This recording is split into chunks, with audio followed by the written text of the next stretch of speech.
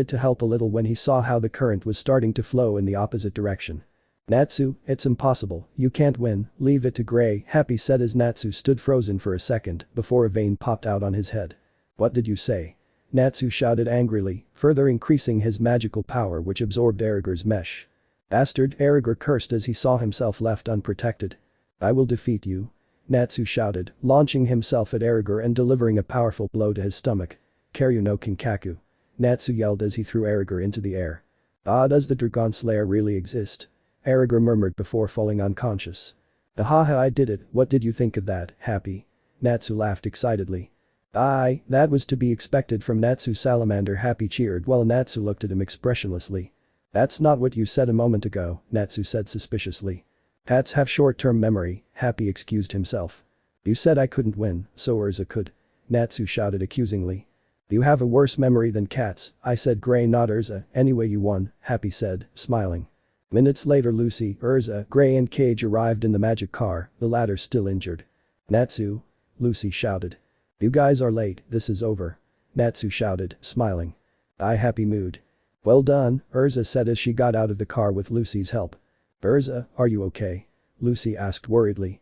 Don't worry about me, Urza replied, not wanting to be a burden. Impossible, Master Erigor lost. Cage thought with concern. Did you really have trouble with this guy? Gray asked arrogantly, it should be noted that he was naked. Problems? It was too easy, Natsu exclaimed with the same arrogance. Besides, you're going to attract freaks if you keep going like this, with your bare chest, Gray said, crossing his arms. Take your own advice. Natsu yelled angrily before glaring at Lucy. Lucy, give me your clothes, Natsu demanded as Lucy glared at him. Why me? I shouted angrily, blushing. Anyway, good job Natsu, we've protected the guild masters. Let's go to the meeting room, report what happened, and let the masters have the flute, Urza said as the others nodded. Clover isn't far away, said the cat. Their conversation was interrupted when the magic car started moving with Cage inside. Cage. Urza shouted as she saw the man begin to move in the car with his shadows. That's dangerous. Gray shouted angrily. The lullaby is mine, you flies let your guard down, ha ha ha ha ha ha. Cage laughed maniacally before escaping in the car, leaving the fairy tale wizards in shock. That damn it. Natsu shouted in shock. How dare he? We even saved him. Lucy cried in disbelief. After the Urza shouted as they ran after Cage. Later that night. Clover. The Fiori army, unlike the Rune Knights, is a division under the king's command that is normally responsible for protecting the civilian population from civilian criminals, murderers, drug traffickers, drug seizures, thieves, and other such offenses. Currently, the army is moving its forces toward the Guildmaster's building, determined to stop Eisenwald at any cost. Despite being a standard military force, its value is comparable to that of a mage, except in situations of extreme danger. Alright, the lullaby song should reach them from this distance without any problems, the moment has finally arrived, Kage murmured to himself as he looked at the teacher's building hidden among the trees. Ahaha Naruto, these books are works of art, hahaha, squealed an old voice, startling Kage. Curious, he peered out from the shadows and what he saw left him in shock. Sitting on a log were none other than the fairy tale master, Makarov Dreyer, one of the 10 wizard saints, reading a small orange book. And as if things couldn't get any worse, there was also one of the most feared men on the continent, Naruto Uchiha, sitting on the log, flipping through Sorcerer magazine with a cigar in his mouth. He carried a backpack on his back that looked quite fat. Kage was somewhere between confused and scared. On one hand, there was the fearsome fairy tale master, whose skills were legendary in the world of magic even in his old age. But there was also Naruto Uchiha, one of the people even the Balam Alliance feared. Rumors about him had ceased for the last 3 years. Some even believed he had been killed by the Balam Alliance masters, but he knew very well that even today they were still looking for him and had offered a bounty on his head that hadn't been claimed. The idea of fighting 2 such powerful individuals terrified him, but with Lullaby, nothing could go wrong. Keep it if you want, I already read it, Naruto murmured as he read the Sorcerer magazine, a puff of smoke rising from his nose. He had been in the city for 2 days and had already learned some very interesting things, including the incredible fact that Jin, Zabuza, Haku, and Kisame had founded their own guild with Jin as the master. Apparently, shortly after arriving in Fiori, Kisame met them and after talking about trivial things, he began traveling with them. Soon after this, they decided to form a guild. Right now, it was a growing guild, but they were already very strong. They had called it Poseidon. He was looking at an advertisement in the magazine with Jin, Zabuza, Haku, and Kisame. Almost none of them had changed, except for Haku, who, unlike before, could no longer pass as either male or female. Now she looked exclusively female. Her hair was tied in a high ponytail down to her waist, with 2 strands framing her face.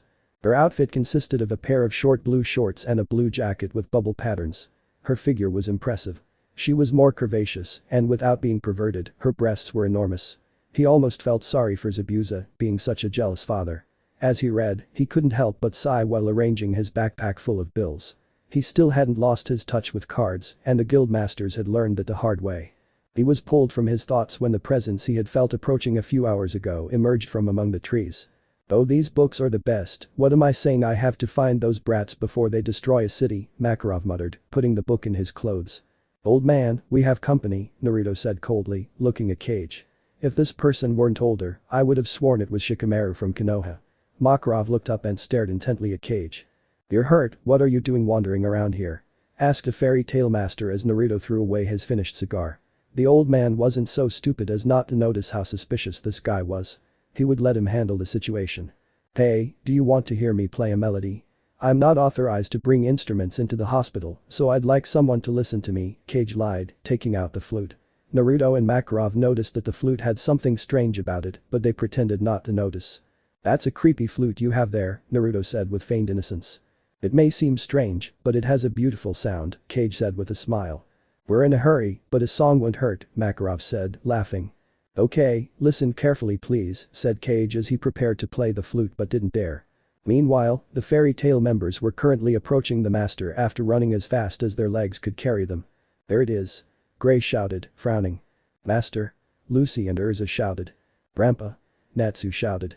Urza noticed that there was another person with them besides Kage. She focused her gaze and couldn't help but gasp at the person she saw. It was none other than her friend and childhood hero, Naruto Uchiha. "Naruto, you're here," Urza thought in shock, unsure whether to run towards him or not. "Are you okay, Urza?" Gray asked, but Urza didn't react. "What's wrong with him?" Natsu asked. Lucy noticed Urza staring intently at someone. Curious, she focused her gaze and noticed that another person was with the master. "Lucy?" Natsu murmured as he saw Lucy in a state similar to Urza's. Gray and Natsu looked in the direction the girls were looking. "Damn, this is bad. I'm not a censor, but the colossal power that guy has is almost undeniable. I hope he's not an enemy," Gray thought, somewhat fearfully. "Natsu, well, he was Natsu. What the heck are we waiting for? Let's go see Grandpa." Natsu exclaimed irritably. "He calls Makarov Grandpa, right? Correct me if I'm wrong." Coming out of their shock, Fairy Tail's strongest team prepared to go and defend their master, but they were interrupted by none other than Master Bob of Blue Pegasus. "We're getting to the best part, now look." Bob exclaimed in a sing-song voice that made him sound creepy. "Wow, they're so cute, totally my type." They haven't surpassed Naru-chan yet, who's grown up in recent years, but they're still adorable, said the master, while Natsu and Gray stared at him in terror. Who is he? Lucy asked, hugging Urza. It's Master Bob, Urza said distractedly, still staring at Naruto. Urza-chan dear, how you've grown. Bob said with a smile, looking at Urza. Is that Blue Pegasus's master? Lucy asked fearfully. Back with Makarov and our hero, a couple of minutes had passed and Cage hadn't played yet. What's wrong? Hurry up and play, Makarov demanded with feigned irritation as Cage prepared to play the flute. We can't let him go. Urza shouted as Natsu and Urza were restrained by Bob. We told you to shut up and watch, this is the best part, said Goldmine as he stepped out of the shadows, leaning against a tree. That's Quattro Cerberus's master, exclaimed Lucy in shock. Master Goldmine, Urza said in shock. If I play it, everything will be different, Cage thought, but he still didn't dare to play the flute. It seems she wasn't a threat after all, Naruto thought with a sigh. For a second he thought she would dare to touch him. Nothing will change, Makarov said as Cage's eyes widened. Weak humans will always be weak, no matter how long they wait. But weakness isn't always a bad thing. Humans are weak creatures from the start. Restless within ourselves, we form guilds. That's why we have allies and friends. To prosper, we unite and progress toward the future. These combinations might encounter fewer obstacles than a single person could, and it might take longer than for others. But as long as we believe in tomorrow and put one foot in front of the other, we will undoubtedly become stronger. Living a strong life means being able to smile and not relying on something like a flute, Makarov said wisely as Cage put down the flute. I surrender, Cage murmured, getting on his knees. Good speech, you know, if you weren't a teacher you could be a poet, Naruto said humorously. Master, grandfather, shouted his union members as they ran towards Makarov. Naruto turned around and froze when he saw Urza. She was looking at him seriously, the tension was palpable. Teacher? Lucy shouted. Jai-chan, shouted Gray and Natsu. Why are you here? Makarin shouted upon seeing his children. And that solves it, Gray muttered, crossing his arms in an attempt at a cool pose. Jai-chan, you're amazing, Natsu encouraged while patting Makarov on the head. Stop patting me, Makarov grumbled. They noticed that Urza had been very quiet, they turned around and saw that she and Naruto were staring at each other, Makarov swallowed visibly. We'd better keep our distance. We don't want to get caught in the crossfire, Makarov ordered as the others looked at him curiously, but nodded. They remained in awkward silence for a few minutes until Naruto laughed nervously and decided to speak. It's been a long time, Ur-chan, you've grown a lot, Naruto said, laughing nervously and scratching the back of his head. Urza could no longer resist and using re-equip she removed her armor, remaining only in a white button-down sleeveless blouse and a blue scarf around her neck, and threw herself towards Naruto in a hug. I missed you, Urza murmured, hugging her friend and mentor. Me too, forgive me for taking too long, Naruto murmured unconsciously, rubbing his back. Sniff, that's beautiful, Bob murmured, pulling a handkerchief from who knows where. The youth of these days, Goldmine murmured. What a relief, at least I didn't castrate him like I thought I would, Makarov said, letting out a sigh he hadn't known he was holding back. Nanny? Lucy, Natsu, and Gray shouted after getting over their shock. Dai-chan, who is this guy and why hasn't Urza killed him? Natsu whispered innocently to Makarov. Let's just say he's an important person in Urza's past. You know him as Naruto Uchiha, one of the most wanted mages by the Dark Guilds, Makarov said as Gray and Lucy paled upon hearing the name. But I thought that person had died, Lucy murmured in shock. He's not, he was just on a top-secret operation for the last 3 years, Makarov murmured coldly. Where does he know Urza from? Gray asked curiously. I murmured happily, wanting to know too. It's a personal matter between them, Makarov said simply, noticing that Natsu had an excited look and a huge smile. I'm fire, I want to fight with him, woohoo, Natsu yelled, spitting fire, and was about to throw himself at Naruto, but Makarov stopped him by making his hand grow. After a few minutes, Urza decided to speak. Naruto, Urza murmured. Yes?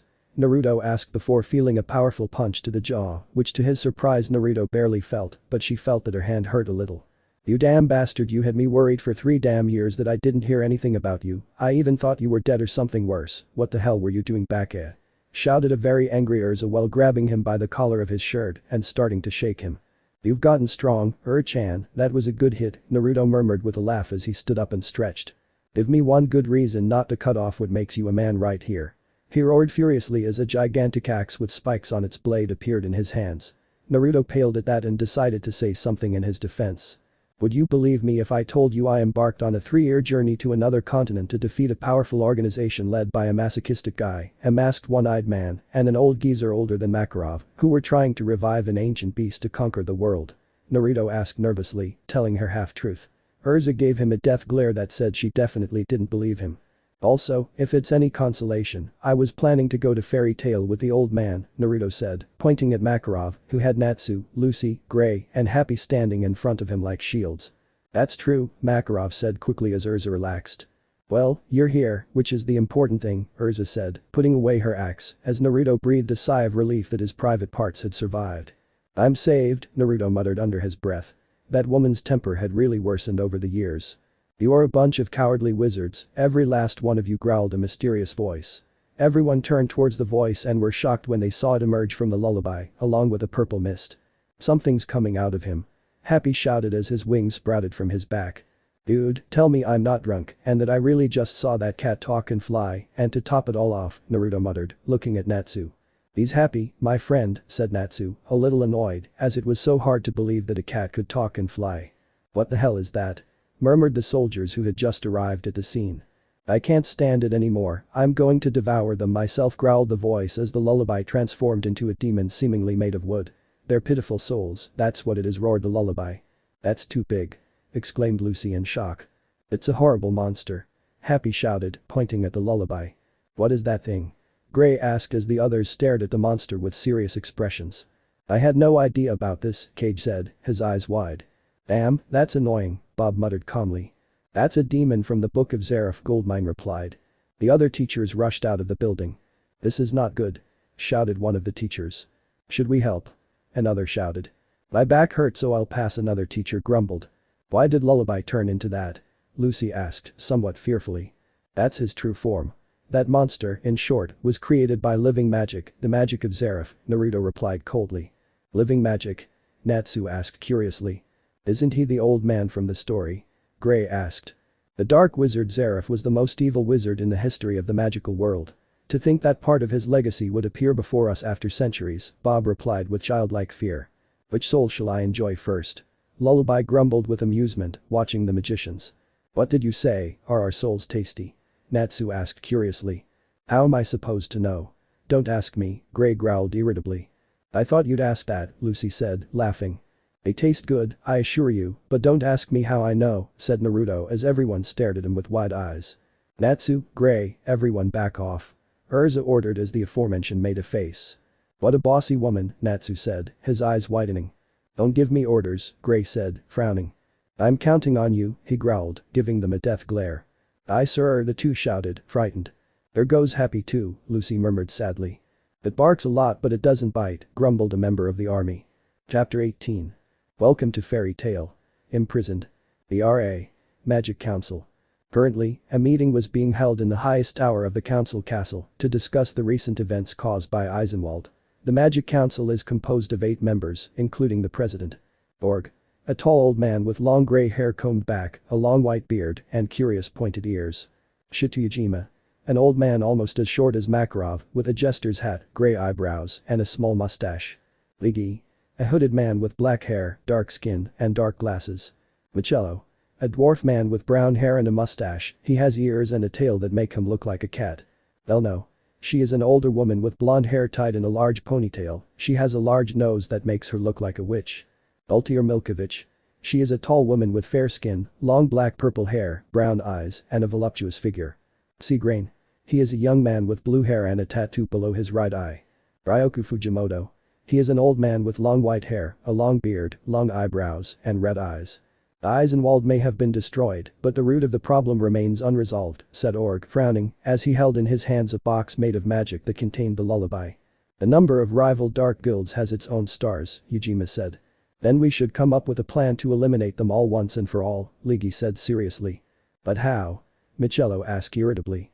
I will not allow the magic of Zeref to fall into their hands again, Org declared with conviction. And how did they get that kind of magic in the first place? Ujima asked. We could blame the high-level officials, Michello said, frowning. It's that kind of attempt to avoid being tainted that makes people distrust us, Ryoku wisely rebuked.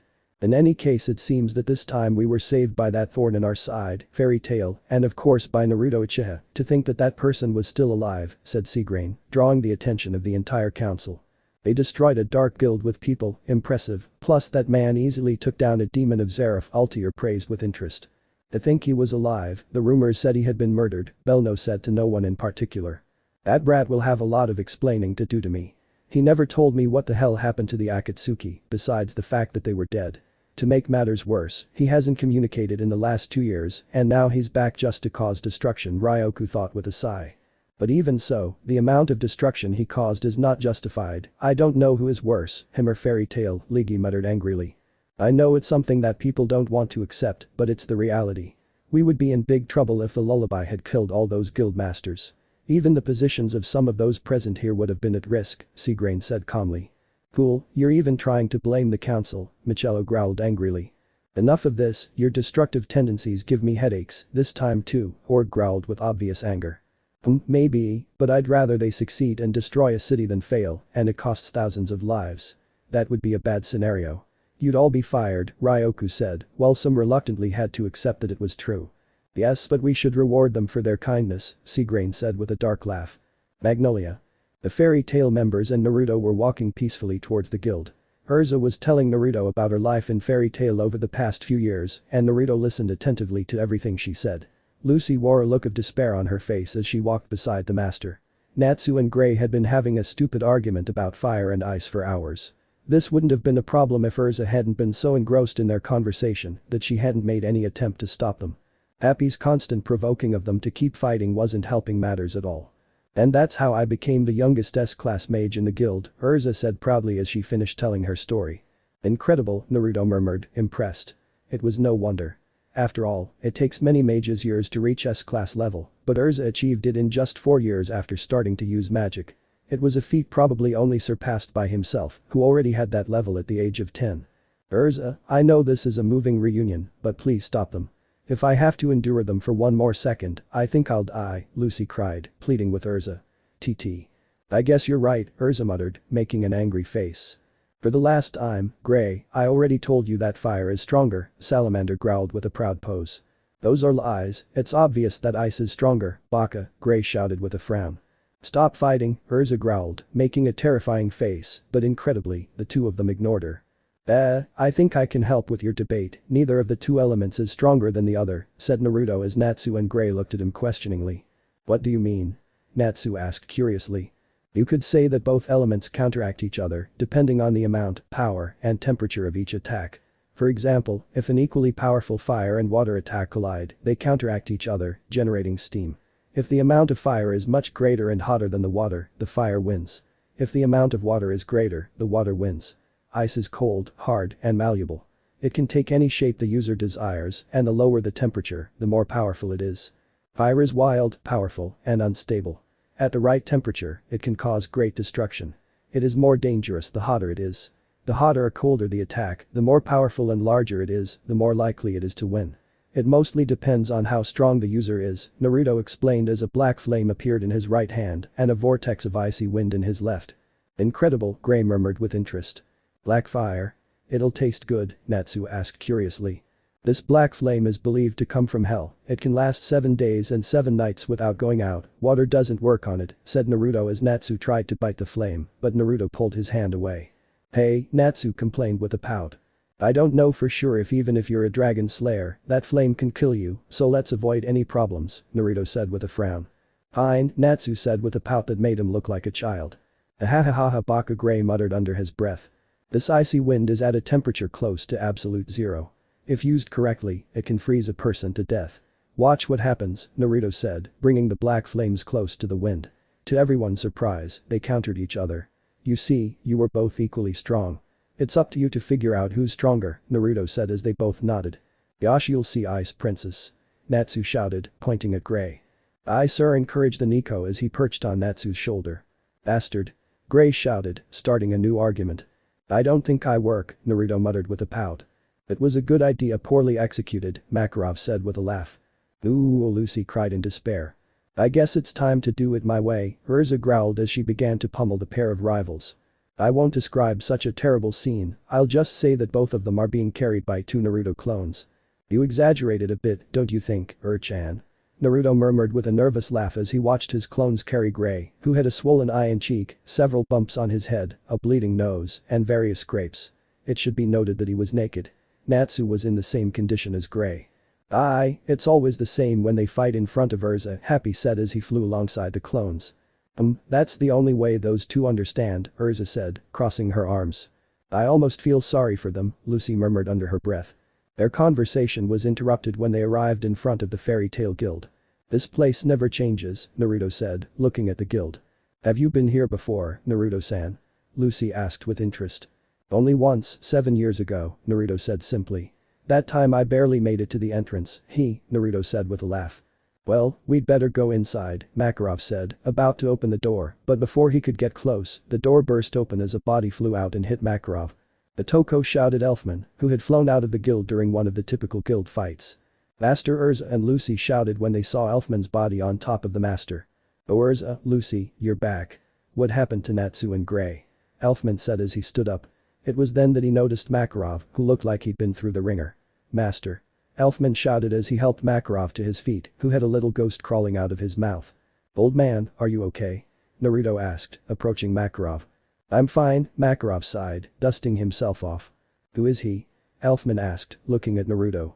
Oh, it's Naruto. He's coming to join the guild, Makarov said as Elfman nodded. Welcome to Fairy Tail, I am Elfman Strauss and I am a man. Elfman shouted as he shook Naruto's hand. Yes, nice to meet you, I'm Naruto Uchiha, Naruto replied, smiling. They entered the guild where they were greeted by a scene of everyone fighting. Are they always like this? Naruto asked. You have no idea, Lucy replied, shaking her head.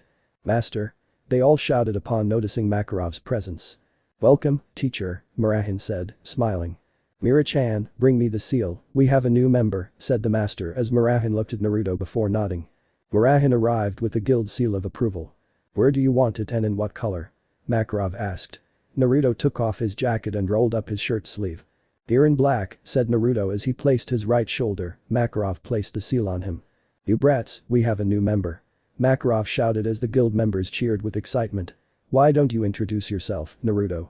The master said as Naruto nodded. I am Naruto Uchiha, I am 18 years old and I use Dragon Slayer magic and others, Naruto introduced himself, awaiting the guild's reaction. They all froze for a second before bursting into jubilation. If another Dragon Slayer in the guild. Another one like Natsu. This is great. Otoko. Another strange boy. Wakaba, don't bother the young people. Shut up, monkey. Well, it went better than expected, Naruto muttered under his breath. Welcome to the guild, Naruto, Urza said with a smile. They're an interesting group, I can get used to it, Naruto said, smiling. That's when they noticed that Naruto's clones were carrying Natsu and Gray unconscious. What happened to those two? Jed asked as Naruto's clones propped the two injured men against a wall before dissipating. It's best not to ask, Lucy said with a nervous laugh, while Urza gave an angry look. Those two idiots, Urza growled angrily. They wisely decided not to ask any more questions. We have a new member, you know what that means? Makarov asked innocently. Party. They all shouted as they began to celebrate. Naruto spent the next few hours at the bar with Urza, Lucy, Murahin, Elfman, Kana, Jet, Droy, Wakaba, Levi and Mikao, chatting until Natsu woke up and looked at Naruto challengingly. Fight me. Natsu shouted, pointing at Naruto. Natsu, leave him alone, can't you see he just joined the guild? Urza said, a little annoyed, but incredibly, Natsu ignored her and continued looking at Naruto. I don't see why not, I've never fought another Dragon Slayer after all, Naruto replied with a smile. Yosh, I'm fired up.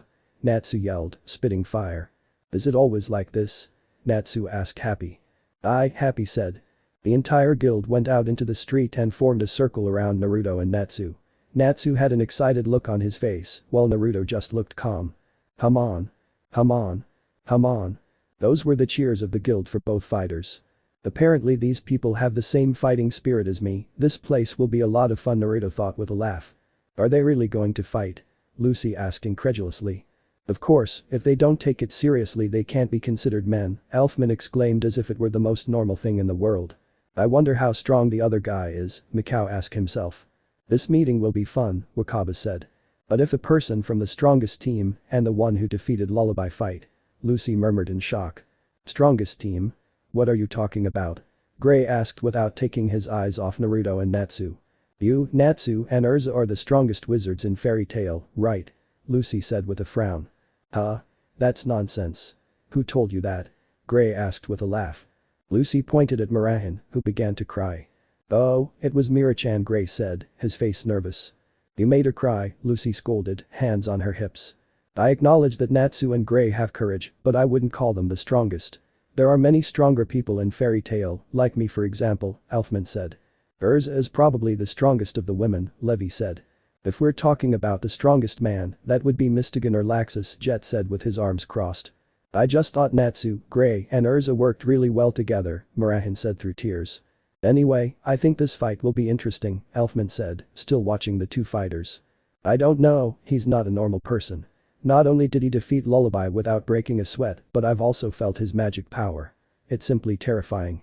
Natsu has a very difficult time, not to mention the rumors about him, Gray muttered with a frown. Do I defeat Xeris Demon without breaking suited? Mikao asked in amazement. What rumors? Levi asked innocently. Naruto Uchiha, that name resonated throughout Earthland for 6 years, the man who single-handedly wiped out around 50 dark guilds. Nothing was heard of him in the last 3 years. It was believed that the Balam Alliance wanted to recruit him, and when he refused he was killed. When we met him in Clover, it was confirmed that this was just a rumor, Gray said grimly as everyone paled. I don't know how true those rumors are, but when I met him we were only 11 years old. Even at my current level, the Naruto of that time was equal to or slightly stronger than me. I have no idea how much he has improved in recent years, said Urza, who had been silent throughout the conversation. Impossible, Wakaba whispered in shock. Since that age, Mikao said in the same way as Wakaba. What kind of training did he have? Elfman muttered incredulously. You don't want to know, Urza said, paling slightly. Natsu? Lucy murmured, worried about her friend's safety. Begin. Makarov shouted, drawing everyone's attention. I'll give you some advice, attack as if you're going to destroy me. I'm bad at holding back without training seals, and I don't have them on right now, Naruto said with boredom. Natsu ignored Naruto and launched an attack, his fists blazing. Natsu tried to strike Naruto, but Naruto dodged them effortlessly. Minutes passed, and frankly, he was starting to get bored. He had expected more from the fire dragon. He couldn't deny that Naruto had potential, judging by his speed, magic power, and strength. Not to mention, he was able to defeat Erriger. He was almost certain that if he got serious, he could at least become an A-class mage. He wasn't weak, but he was insufficient for the times ahead. The guild members watched in amazement as Naruto effortlessly dodged Natsu's attacks. Urza knew very well that he was holding back. He hadn't activated his Sharigan or used any techniques. Come on Natsu, I know you can do more than this. I doubt Hagoromo-sama would have mentioned you if you didn't have potential. You have the desire to protect, the determination, and the love, and you have the potential, but it's like something is holding you back, Naruto thought, looking at Natsu. There no Hoko, Natsu shouted, spitting out a roar of fire. Erishiryu no Hoko, Naruto shouted, spitting out a roar much more powerful than Natsu's. Natsu could barely dodge Naruto's roar. Harem no Kakaku, Natsu exclaimed, igniting his body in flames and launching himself in a burst of speed towards Naruto. Well, that's something, Naruto thought, slightly impressed, before activating his Sharingan, predicting where Natsu would attack.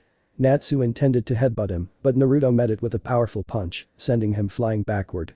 Natsu recovered quickly, though with a bruise on his cheek, and prepared to attack once more. Harem no Enshu, Natsu shouted, generating an intense flame behind his elbow, causing Natsu's arm to gain momentum and try to hit Naruto. What happened next left everyone speechless. Naruto stopped Natsu's punch with a single finger, generating a shockwave. Not bad, Naruto muttered to himself. Natsu quickly separated from Naruto. Harem no Kon, Naruto shouted, launching a sphere of fire that hit Naruto, generating an explosion. Shit. That must have damaged it. Stop the fighting. Natsu, you went too far. It was the shouts of the other guild members, somewhat worried about the new member of Fairy Tail. Natsu watched with concern, thinking that his attack had seriously damaged Naruto, but the concern turned to fear when the explosion ended and Naruto was completely unharmed. That was a good attack, Naruto praised calmly while everyone stared at him in shock. Like Natsu murmured in disbelief. Let's just say I protected myself with an energy field, Naruto said, shrugging. The truth was, he'd unconsciously activated his Rinnegan, since it had become a habit to do so to absorb powerful attacks, but wanting to keep it a secret, he'd concealed it with a Jinjutsu. He looked at Natsu through his Rinnegan and saw something that terrified him. Remnants of dark energy within him in the form of strange letters. No, it can't be, damn it, now I understand everything they already know about his existence. It doesn't surprise me that the old man didn't notice. If it weren't for my Rinnegan, he wouldn't have discovered it. If it weren't for that, he'd probably already be on the same level as Urchan. Naruto thought furiously before forcing a smile that no one except Makarov noticed. You're good, Natsu. I think it's my turn to attack, Naruto said before a magical yellow seal appeared on his hands and superhuman speed surged in front of Natsu. Divine light. Opening of the six paths, Naruto murmured, punching Natsu in the stomach. Ah, Natsu screamed as a dark energy invisible to everyone else came out of his body. No one except Makarov noticed that Natsu's magic power increased to a completely different level. Natsu? Lucy and Happy shouted as they saw Natsu fall unconscious. The winner is Naruto. Makarov shouted. Naruto noticed everyone's worried expressions and decided to calm them down. Don't worry, light attacks are very powerful, he's just asleep, Naruto explained as everyone watched with a bead of sweat on their foreheads as Natsu snored. He'll wake up in at least an hour, Naruto explained as he picked up the unconscious Natsu and carried him back to the guild. Back at the guild, everyone was chatting amiably. Chan, I think I'll need a place to live. Will you come with me? Naruto asked with a smile. Urza blushed slightly. Despite the years, Naruto still provoked strange feelings in her, according to her. Of course, Urza said with a smile. But first I need to have a serious talk with the old man, Naruto said coldly, which Urza interpreted as something important. Okay, I'll wait for you, Urza said. Naruto got up from his seat while giving Makarov a look, who quickly understood. They both entered Makarov's office. Naruto sat on the sofa Makarov had in his office and Makarov sat down in front of him. Alright Naruto, I think we can talk seriously now, the master said gloomily. I think you want a lot of explanations, old man, Naruto muttered before going through hand seals, creating a barrier of silence in the room. First of all, let me tell you that no one besides you, me, and Ryoku can know anything about this, Naruto requested seriously. I promise I won't say anything, kid, but tell me what the hell happened on that continent. You're starting to scare me, Makarov said, looking at Naruto. First of all, I think you have to see what I obtained on the elemental continent, said Naruto, letting the illusion fall in his eyes, revealing his Rinnegan. Makarov was shocked to see those legendary eyes. He had only ever seen such eyes in very old books about the Rikidou or in Madara himself, the powerful Rinnegan. Those eyes, Makarov murmured in shock. That's right, old man, these are the eyes of the first magician and the first ninja, they are the eyes of Rikidou Sennin, said Naruto before beginning to explain everything that happened on the elemental continent and with the Akatsuki. To say that Makarov was as pale as a ghost was an understatement. He was very scared. He understood why Naruto wanted to handle everything with the utmost discretion and he couldn't deny that it was very prudent. If the information about the prophecy and that Zeref was still alive fell into the wrong hands, it would be disastrous for the entire world. If it weren't for the fact that you have those eyes, I would honestly find it very hard to believe all this, but tell me honestly, brat, do you really think Natsu is the one who should take care of Zeref? Makarov asked with some concern. He didn't like the idea of one of his sons having to risk his life against someone so dangerous. I'm sure, old man, the kid has potential, there's no doubt about that. I'm even more convinced after seeing what I discovered, Naruto said gloomily. What? Makarov asked, seeing Naruto's expression. Something told him he wouldn't like the answer. Have you ever heard of curses? Naruto asked as Makarov looked at him confused. It is believed that these are the techniques used by Zeref's creations, but what does that have to do with anything? Makarov asked. There was one in particular that was the most feared of all, but the price for using it was very high, Naruto said as he removed his gloves, revealing his sun and moon symbols. Its name was Shuru no Sino, a curse that could literally seal a person's talent. It could only be used on babies 1 year old or younger. It literally seals intelligence, potential, power, and growth, limiting all of the baby's abilities by at least 95%. It was created for when someone wanted to keep a specific person alive, but kept them weak. Natsu had that curse within him, Naruto explained coldly as Makarov stared at him in horror. He had to make a superhuman effort not to cry. The thought that someone had done such an atrocity to Natsu made him sick. Who? Makarov asked coldly. To be honest, I don't know, but it was someone powerful. That someone wanted Natsu weak but alive. The price of that curse is very high. Whoever uses it must remain sealed for an indefinite period, which can be up to 20 years. With the seals on my wrists, I was able to break it, said Naruto as Makarov looked at him in shock. But how come I never noticed? Even worse, why would anyone do that to Natsu? Makarov asked seriously. Whoever placed that seal covered their tracks very well. In fact, if it weren't for my Rinnegan, I never would have noticed it. As for why, it can only be that this person knows Natsu is a threat to Zeref but wants him alive for some reason, because a servant of Zeref would normally have killed Natsu when he was just a baby, Naruto said as Makarov simply nodded. For example, you undoubtedly noticed that his magic power is much greater than before. Who would you compare him to? Naruto asked with interest. It has certainly increased a lot. His current magical power is probably a little greater than Urza's and half of Gildert's. Just imagine how strong he would have been without the seal from the beginning, Makarov murmured, impressed. Exactly, but he's not as strong as Urchan yet. Controlling such a large power increase will take time, but if he tries hard enough, perhaps within the next year his powers will be equal. But the mere fact that he became an A-class mage with his ability suppressed is prodigious, Naruto murmured to himself. I'm worried about that threat you say is worse than Zeref, Makarov said, frowning. Me too, old man, me too, Naruto murmured with a lost look. They talked for a few more minutes before Naruto left the office. Urza was waiting for him at the same table where they had been sitting before. Shall we go? Naruto asked. Of course, Urza said with a smile as the two left the guild, neither of them noticing the strange look Murahin was giving them. Kukukuku, so Urza is interested in Naruto Kunahaha, I smell romance here, Murahin thought, already making her matchmaking plans. Mira-san, are you alright? Lucy asked worriedly when she saw Mira laughing in a psychopathic way. Oh yes Lucy, don't worry, Mira replied, returning to her usual sweet smile. No Igneal, I don't want any more food, I'm already very full, Natsu murmured sleepily. That fish is huge, Happy murmured, asleep, on Natsu's head. They look adorable asleep, Lucy thought, watching the two of them asleep. So you're in love too, Lucy, he. Well, I have a lot of work to do, Mira thought with a smile. Naruto and Urza were walking through the city looking for a plot of land to rent.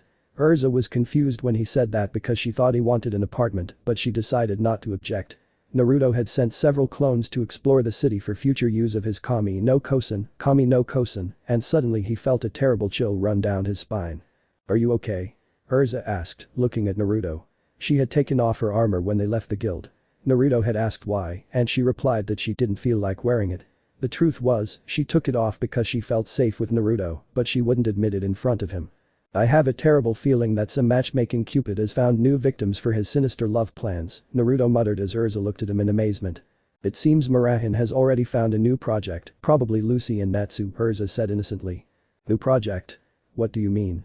Naruto asked curiously. Mira is something like the guild's matchmaker. Alzak and Biska have fallen victim to some of her schemes since they joined the guild. She's probably already sensed the chemistry between Lucy and Natsu, Urza said as Naruto simply nodded. I need to be careful around that girl, Naruto thought, somewhat nervously. Naruto, there's something I've wanted to ask you since you came back, Urza said seriously. What? Naruto asked, equally serious. What have you been doing for the past 3 years? Urza asked, looking Naruto in the eyes. Naruto returned her gaze before sighing. Chan, what I told you when we met again in Clover was true. It's hard to believe, but it was the absolute truth, Naruto replied seriously. Urza could see that Naruto wasn't lying to her. Okay, I believe you, Urza replied. You know, during the battle with that organization, fulfilling the promise I made to you when we were children and returning to you was what motivated me to keep going, Naruto said innocently as Urza turned as red as her hair. Really? Urza stammered as she felt a void in her stomach and looked at Naruto hopefully. Sure, Naruto replied, smiling. After that, the two walked in comfortable silence, looking for a place for Naruto. It was already late afternoon when they finally found a plot of land in the woods near Natsu's house. Originally, the owner of the place wanted to use the land to build a shop, but due to family matters, he had to move from Magnolia and wanted to sell the place as quickly as possible. Currently, Naruto was signing the last papers for the sale. After signing, he handed a check to the now ex-owner. It was a pleasure doing business with you, Mr. Uchiha, said the man, the former owner. He was a man of average height, middle age, with black hair and a mustache. Thank you Mr. Makoto, Naruto said, shaking the man's hand before he left. Naruto surveyed the newly acquired land. It was quite large and spacious enough for a house and a nice garden. I still don't understand why you didn't rent an apartment or a house, Urza said curiously. Just watch, said Naruto as he activated his Sharigan and pulled a huge scroll from his pocket dimension.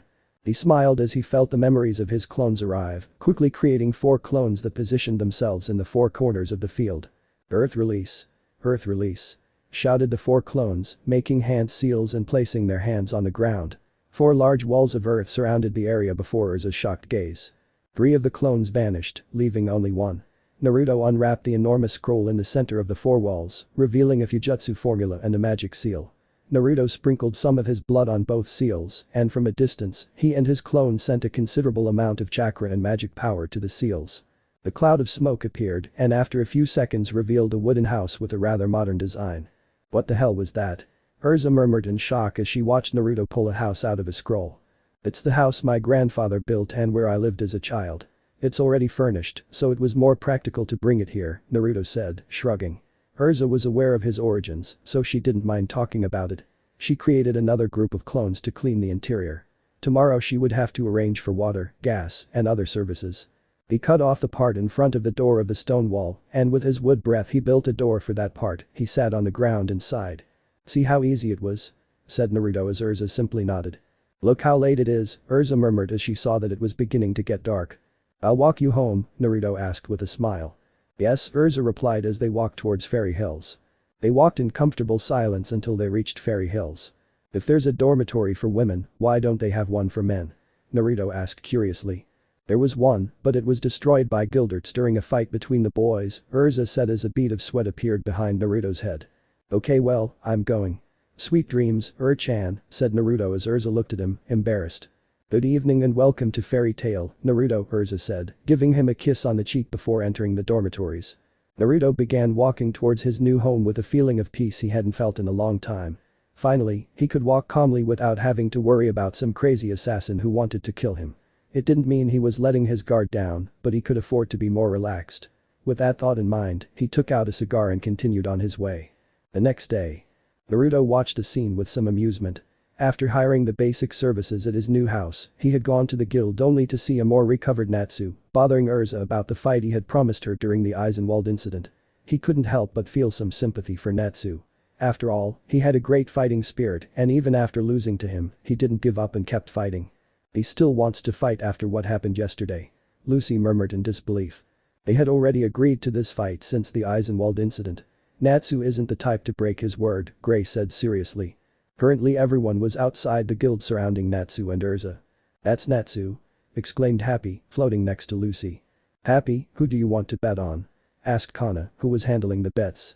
For Natsu, of course, Happy said, flying towards Kana.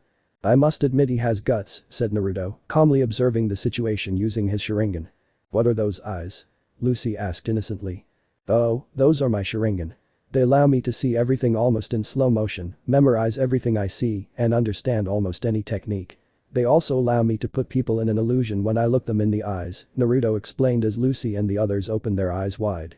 So that's the famous Sharingan, Mikao murmured with interest. Do you know them? Naruto asked curiously. Many things have been said about those eyes, many say that you use them to interrogate many dark wizards, Murahin said without abandoning her smile. Naruto said simply. How long has it been since we last faced each other? Urza asked, looking at Natsu. Urza, a child back then, now it will be different, today is the day I will defeat you, Natsu exclaimed confidently. He didn't understand it, but he felt much better than ever since he woke up yesterday after his fight with Naruto. I don't plan to hold back, it's been a while since I really tested my limits, Urza said before using re-equip to put on her Entei no Yoroi. Entei no Yoroi, that armor has resistance to flames, said Mikao. The effectiveness of Natsu's flames will be reduced by half, Lucky exclaimed in shock. Urza, you're going too far, Wakaba said. I will always bet on Urza, Happy said to Kana. What a heartless cat, Lucy said incredulously. I don't like this kind of thing, I don't want either of them to lose, she squealed the last part. You're very innocent, aren't you? Gray said expressionlessly. It's just a fight for fun, nothing serious, Naruto said simply. Otoko, Elfman shouted. Urza is a woman, Levi said with a laugh. Entei no Yoroi. In that case, I'll use all my power. I won't hold back. Natsu exclaimed with amusement. Begin. Makarov shouted. Natsu launched himself towards Urza at an impressive speed. Urza and Natsu himself were slightly impressed, but Urza dodged Natsu's attack by flying thanks to her armor. As I expected, his potential is slowly emerging. After all, you can't recover 16 years of lost potential in a day, but he's still awakening faster than I thought. He's faster than yesterday, that's a fact, Naruto thought, watching the encounter with interest. Urza launched a fire slash that Natsu skillfully dodged and launched a kick that Urza skillfully blocked with her arm, then launched another fire slash, forcing Natsu to retreat. Urza flew towards Natsu, but he was already expecting it. Here you know Hoko, Natsu shouted, spitting out a gigantic jet of fire, larger than normal. Urza dodged the jet of fire thanks to her wings. Incredible, Lucy murmured. I told you it would be an interesting encounter, Elfman said, laughing. Where? Gray asked, frowning. Urza and Natsu lunged at each other and were about to clash fist and sword. Boom. The sound of what appeared to be metal clashing against metal interrupted their battle. The entire guild turned their attention to the source of the sound and saw a humanoid frog-like creature in council robes clapping its hands. That's enough, everyone stay in your places, I am a messenger from the council, the messenger said calmly. The council? Levi said, surprised. A messenger? Jed asked in surprise. Why send one here? Droy asked incredulously. For the present indictment with 2 counts of damage to private property, derived from the Eisenwald incident, Urza Scarlet you are under arrest, we also have to search for Mr. Uchiha for the same charges, said the messenger, although everyone noticed the fear with which he said the last part. What did you say? Natsu exclaimed angrily. Were you looking for me, Mr. Messenger? Naruto asked innocently, emerging from the crowd. Naruto Uchiha, the messenger murmured, visibly panicked. No one could blame him. After all, he had been one of the few council employees who knew about the young man's dealings with the president. The thought of angering the man terrified him. What are you doing here? The messenger asked politely. I joined this guild yesterday, is there a problem? Naruto asked in a cold voice that almost made the messenger wet his pants. The guild members, except for Makarov, watched with admiration as Naruto intimidated the messenger. Makarov, as one of the holy mages Ryoku trusted most, knew well the dealings Naruto had with the man and the fear the employees had of him when he was angry. If it weren't for the situation, he would have laughed like a madman. Not at all, you are under arrest on the same charges as Urza Scarlet, the messenger stammered, almost imploring Kami not to resist arrest. Whatever, it seems we'll have to sort this out there, Naruto said seriously as he and Urza followed the messenger. They boarded a council carriage heading towards the council, leaving the fairy tale members saddened. Council headquarters. Moments later. Urza and Naruto walked calmly through the council halls, in front of them was the messenger. Originally the messenger wanted to handcuff them, but Naruto said that it was pointless, since if he wanted he could break them as if they were nothing. Wisely he decided not to insist anymore. I almost feel sorry for Councillor Seagrain, I don't know when he thought this was a good idea, messing with this guy is one of the worst mistakes in the world, the messenger thought with a depressive aura. Throughout the journey, Urza kept insisting on knowing why the messenger was so afraid of her, and Naruto told her he would explain later. They walked for a few minutes until they came across a man with blue hair, wearing white clothes and a medallion of the 10 holy magicians. He was standing with his arms crossed, leaning against a wall. The messenger quickly bowed to the man, Urza was in shock, and Naruto looked at him coldly. Seagrain? Urza exclaimed in shock. It's been a while, Urza, Seagrain said calmly. She noticed neither of them were wearing handcuffs, but decided to ignore it. She sensed Urza was tense. Relax, this is just a thought projection. My real body is in ERA, and the elders in there are also thought projections. There's no way they could have come here for something so trivial, Seagrain said calmly. I see, you're behind all this, what a pointless farce, Urza growled angrily. Seagrain was about to approach Urza, but Naruto stood in front of her with a frown. The messenger felt very scared by the situation. No sees Tandura, después de todo yo apoyo a fairy tale, los viejos exceptuando el presidente y otro no quieren cargar con la responsabilidad por lo que crean un plan para un chivo expiatorio explicó Seagrain. Enough. Urza exclaimed angrily. Seagrain stood in front of Urza, crossing Naruto. Anyway, I wanted to see you before the trial, to warn you not to talk about the past with the old folks for both of your sakes, Seagrain said, taking her chin in his hand, despite it being just a projection. His threat was instantly quelled by a colossal and cruel killing instinct. The elders inside the council chamber didn't sense it. Urza only felt a warm and protective feeling. But the messenger lay unconscious on the floor, foaming at the mouth. Seagrain was on her knees, holding his throat. Despite being a projection, he had a connection to the original, and such power could be felt even in the ERA. It was crushing, ruthless, cruel, icy, and aggressive, much greater than the one she had seen for the first time 7 years ago. So you're Seagrain, huh? Old Ryoku told me about you 3 years ago when you first joined the council and became a holy mage. Frankly, I'm disappointed. The old man should keep his pets on a leash. Even worse, making you kneel for that measly amount of my killer instinct. Pathetic, though not surprising. You've only been doing this for 3 years. The difference between you and true saints like Ryoku or Master Makarov is like comparing heaven and earth, Naruto muttered with disappointment before glaring angrily at Seagrain. You're very new to this, and to be honest, very few council members know me. So, I'll give you a little advice. Don't mess with my guilder Urza. Don't you ever touch her with your filthy hands again, even if you're just a projection. Make the slightest mistake and I swear you won't live to see tomorrow, Naruto threatened coldly before ceasing to unleash his killer instinct. Seagrain and the messenger stood up after a few seconds, Seagrain panting and looking at Naruto with pure rage. You bastard, you dare threaten a member of the council. Seagrain growled, looking coldly at Naruto. Call him what you want, but I don't care if you're an advisor. Learn to respect your superiors. I don't believe you're Gel's twin, so don't discuss this conversation with others if you don't want to regret it, Naruto said casually. He had investigated the man quite a bit since arriving in Earthland because he didn't have a good feeling about him. Whatever, he said before disappearing. You know some powerful people, don't you? Murmured the messenger, who was just recovering from Naruto's murderous instinct. What the hell was that? Urza murmured, looking at Naruto in shock. She hadn't expected Naruto to threaten a counselor and holy mage, much less that he, despite not showing it, was intimidated. A blush appeared on her face, and she couldn't help but feel flattered to see how Naruto was protecting her. I'll explain it to you later, now let's go in, Naruto said calmly before they entered the room where the other council members were. The council members were seated on a sort of platform with Ryoku in the center. Many looked at Naruto with interest.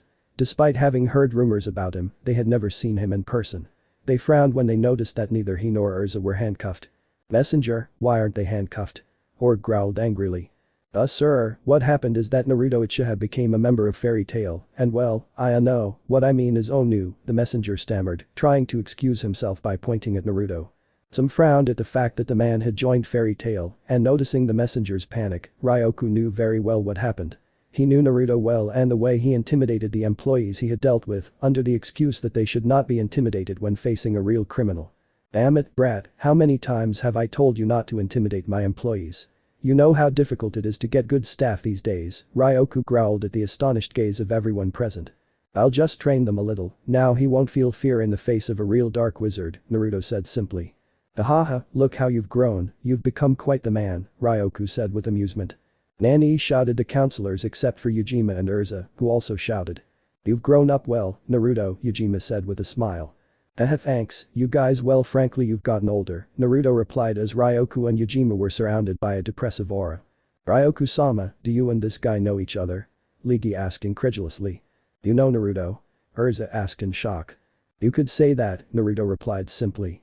Indeed, Naruto has worked for me on missions since he was a child. He has carried out some of the most dangerous and secret missions that a normal mage could not perform. In fact, his disappearance of 3 years was because he was on a mission for me, Ryoku explained to everyone's incredulous gaze. So why weren't we aware of this? Altair growled, losing her usual mocking attitude. She had once witnessed the boy's power when he manipulated Seagrain, Gel, and she was somewhat frightened. She quickly informed her master, Hades, of this, and he naturally placed a large bounty on his head.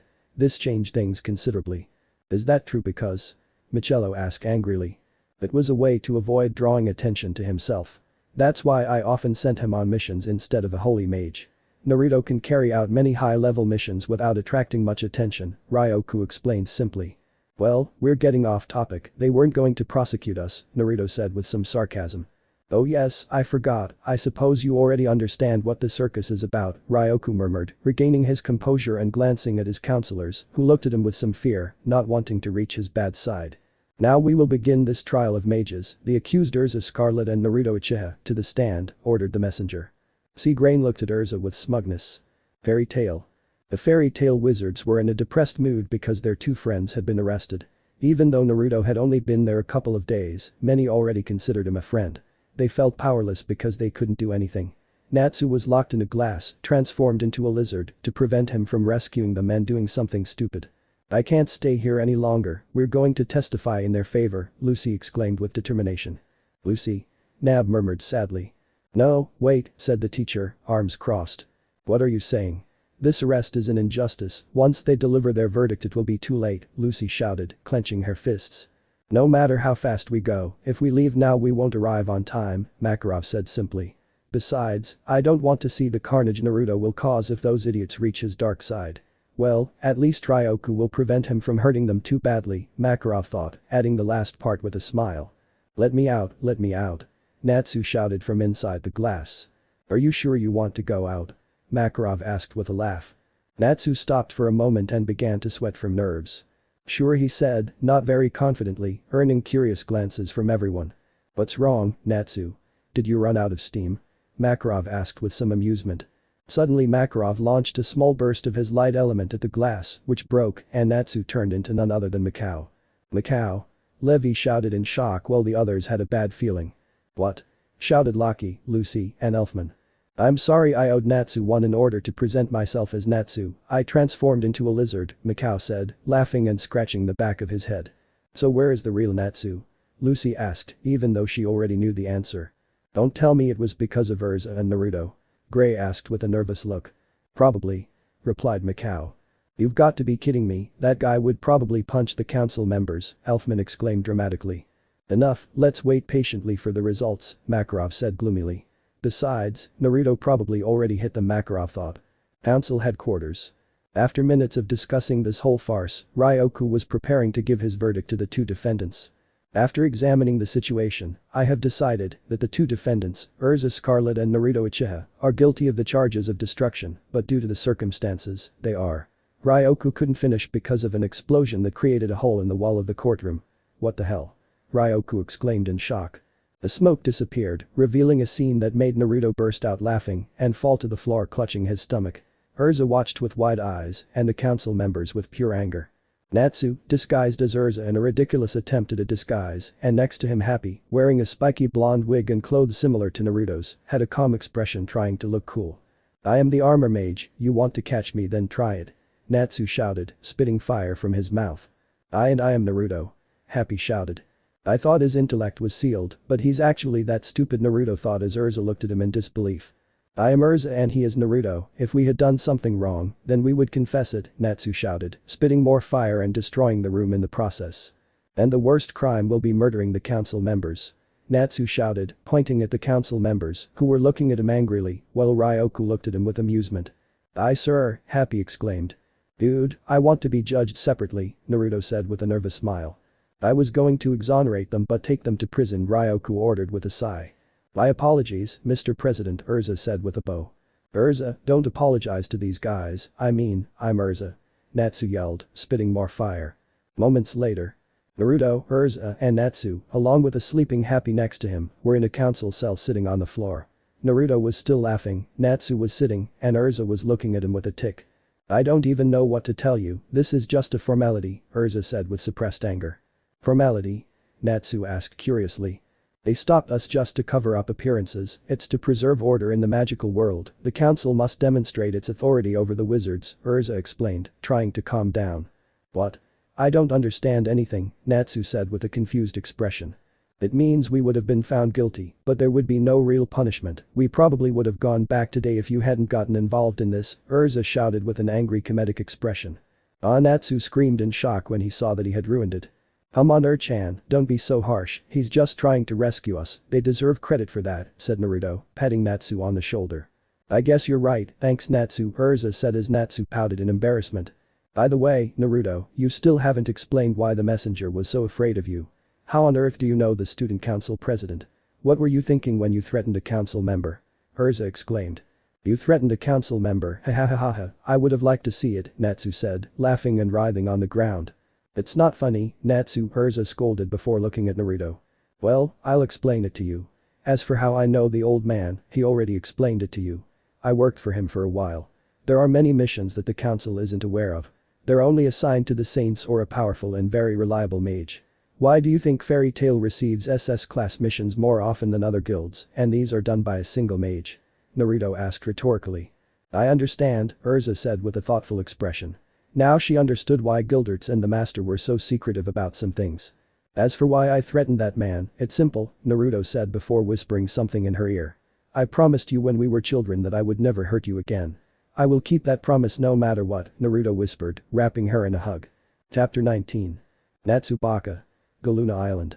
As for why I threatened that man, it's simple, Naruto said before whispering something in her ear. I promised you when we were kids that I would never hurt you again. I'll keep that promise no matter what, even if I have to make that guy miserable, Naruto whispered, pulling her into a hug. Urza was shocked to hear that he would go so far for her, but she said nothing, simply resting her head on Naruto's shoulder until she fell asleep. After a while, Natsu also fell asleep. Naruto took off his jacket and used it to cover Urza from the cold. He approached the doors of his cell, which had a powerful magic seal that a mage normally could not break. Hahaha, not bad for being rookies, even a saint would find it almost impossible to escape this, Naruto thought, before several golden letters came out of his hands and a magic circle appeared in the palm of his gloved hand. Click. It was the sound that echoed in the cell as the seal broke and the cell opened. Once out of his cell, he used the Kami no Kosen and appeared in the office of the old Ryoku, who was sitting in his chair drinking a cup of tea with great tranquility. "You took too long," said Ryoku as he drank his tea. Sorry, I was just waiting for my teammates to fall asleep," Naruto said, shrugging his shoulders. "Well, never mind, now Naruto, you have a lot of explanations to give me," Ryoku said with complete seriousness. "It seems you've been very anxious to know what happened with Akatsuki," Naruto said with a sigh before telling Ryoku everything that had happened, whose eyes were wide with shock. "This is very problematic. If what you say is true, then we'll have to be prepared for future events," Ryoku muttered in annoyance. "That's right, I've managed to gain a decent level of control over my Rinnegan. I just hope everything goes well," Naruto muttered with annoyance. "I hope so too," Ryoku said enigmatically. "By the way, old man, I advise you to keep a close eye on that Seagrain guy. I don't trust him at all," Naruto said coldly. "Haha, you say that because of the enormous killing intent you unleashed?" Ryoku asked with an amused laugh at Naruto's surprised gaze. "How could you sense my killer instinct?" Naruto asked incredulously. "At this point, few things can hide from me," Ryoku said, shrugging his shoulders. The next day. Naruto, Natsu, Urza, and Happy had returned to Fairy Tail after being released this morning. Everyone in the guild was overjoyed to learn that the arrest was nothing more than a formality. "Ah, the sweet scent of freedom, it's the best," Natsu shouted, running through the guild, breathing fire and yelling with excitement. "It's the best," Natsu shouted once more. "Shut up already," Jet said, frowning. "Freedom," Natsu shouted, ignoring Jet. "Shut up," Droy growled, but Natsu ignored him. "That's what makes him so adorable," Murahin said with a smile. "So the whole arrest thing was a hoax, and I was so worried," Lucy said, her head pressed against the table. "I understand now. They are scapegoats, but not sacrificial lambs," Gray exclaimed in amazement, bumping his fist against his palm. "You're an ice mage after all. That joke gave me the creeps," Elfman said, looking at Gray with a hint of fear. "Wait, what happened to Urza and Natsu's man-to-man battle?" Elfman asked. "Men?" Lucy asked, surprised. "Oh, that's right, Urza, let's continue where we left off," said Natsu, pointing to Urza who was drinking a cup of coffee with Naruto sitting in front of her. "I'm not tired," Urza said, somewhat irritated. "Here I go," Natsu growled, ignoring what Urza had said, and with his cigarettes lit, he lunged at Urza. "Good heavens," she sighed, resigned, and stood up from her seat, intending to hit Natsu, but to her shock, he somehow saw her intention and jumped in a somersault, landing behind her. "I didn't expect it," she thought, somewhat surprised. Nobody in the guild expected it. Normally Natsu attacks with blind fury and ends up getting hit by Urza, but this time he was clever enough to dodge it. "I did it," Natsu shouted, about to kick Urza, but she dodged the kick by moving her head. "You're improving, Natsu," Urza praised proudly before a giant mallet appeared in her hand. Naruto grimaced in terror when he recognized it. "But it's still not enough," Urza said before hitting him with the mallet, as if it were a baseball. "Ah," Natsu screamed as he crashed through the guild ceiling and fell to the floor. "It's over," Happy said with a referee's bell as the other members made faces of terror at how easily Natsu was defeated. "Ha, you're pathetic, Natsu," Gray said, laughing. "Urza is strong, that's for sure, ha, Elfman said, laughing. Lucy saw that Naruto was in a corner with an aura of depression about him and was rocking himself. "Are you alright, Naruto-san?" Lucy asked worriedly. "What's wrong with her?" Murahin asked, approaching Lucy. "I don't know, she just suddenly got like this," Lucy said, tilting her head. "Meizo horrible, it's terrifying," Naruto muttered, sucking his finger. Murahin saw the teacher rubbing his eyes. "What's wrong, teacher?" Murahin asked worriedly. "It's the..." Makarov replied, yawning. Murahin fell asleep on the floor while the other mages felt very sleepy. Naruto felt a powerful magic flooding the place and emerged from his aura of depression, his expression becoming serious. Although magic of that level didn't affect him at all, it could very well be an enemy. "This is it," Gray murmured, holding his head. "I'm so sleepy," Loki moaned before falling asleep. All the magicians were fast asleep except for Naruto and the master. A masked man with a cloak and several canes on his back entered through the door. Naruto was about to approach the man, but Makarov gave him a look that stopped him. "Relax, he's a guild member, Mystigan," Makarov murmured to the masked man, who was taking a job from the mission board. He noticed that Naruto had resisted his spell, which surprised him. "Who is he?" Mystigan asked the teacher. "I'm Naruto Uchiha, a new member," Naruto said simply. "He is Mystigan Naruto," Makarov introduced Mystigan. "A pleasure," said Mystigan, shaking Naruto's hand. "Yes, it's a pleasure," said Naruto as a strange sensation ran through him when Mystigan shook his hand. "I'm leaving," the man said, showing Makarov the work. "Hey, you're not going to undo the dream magic?" Makarov asked as Mystigan left. Honto Mystigan before leaving the guild as the spell disappeared and the fairy tale wizards awoke. "It feels like Mystigan was here?" Jet asked, rubbing his face. "That damn guy," Jet growled in annoyance. "He always uses that powerful magic," Levi said, waking up from sleep. "Mystigan?" Lucy asked with a grimace. "One of the strongest men in fairy tale," Elfman replied seriously. "He does it because he doesn't like other people seeing his face. When he comes to take a job, he puts everyone to sleep like that," Gray replied with his arms crossed. "What's with that? It's too suspicious," Lucy exclaimed in disbelief. "So no one but the master knows his face," Gray said, pointing at Makarov. "Well, I know him too," said a voice from the second floor, gaining everyone's attention. Everyone looked up to the second floor and saw a man with blonde hair like Naruto's, but styled slightly back with some spikes sticking out in front, very tall, and with a lightning bolt-shaped scar over his eye. "Laxus?" Elfman exclaimed in surprise. "You were here," said another surprised guild member. "This is weird," said another member. Naruto and Lucy looked at Laxus with curiosity since, being new, they didn't know who he was. Naruto could feel the enormous power that Laxus emitted. "Another one of the strongest," Gray said to Naruto and Lucy.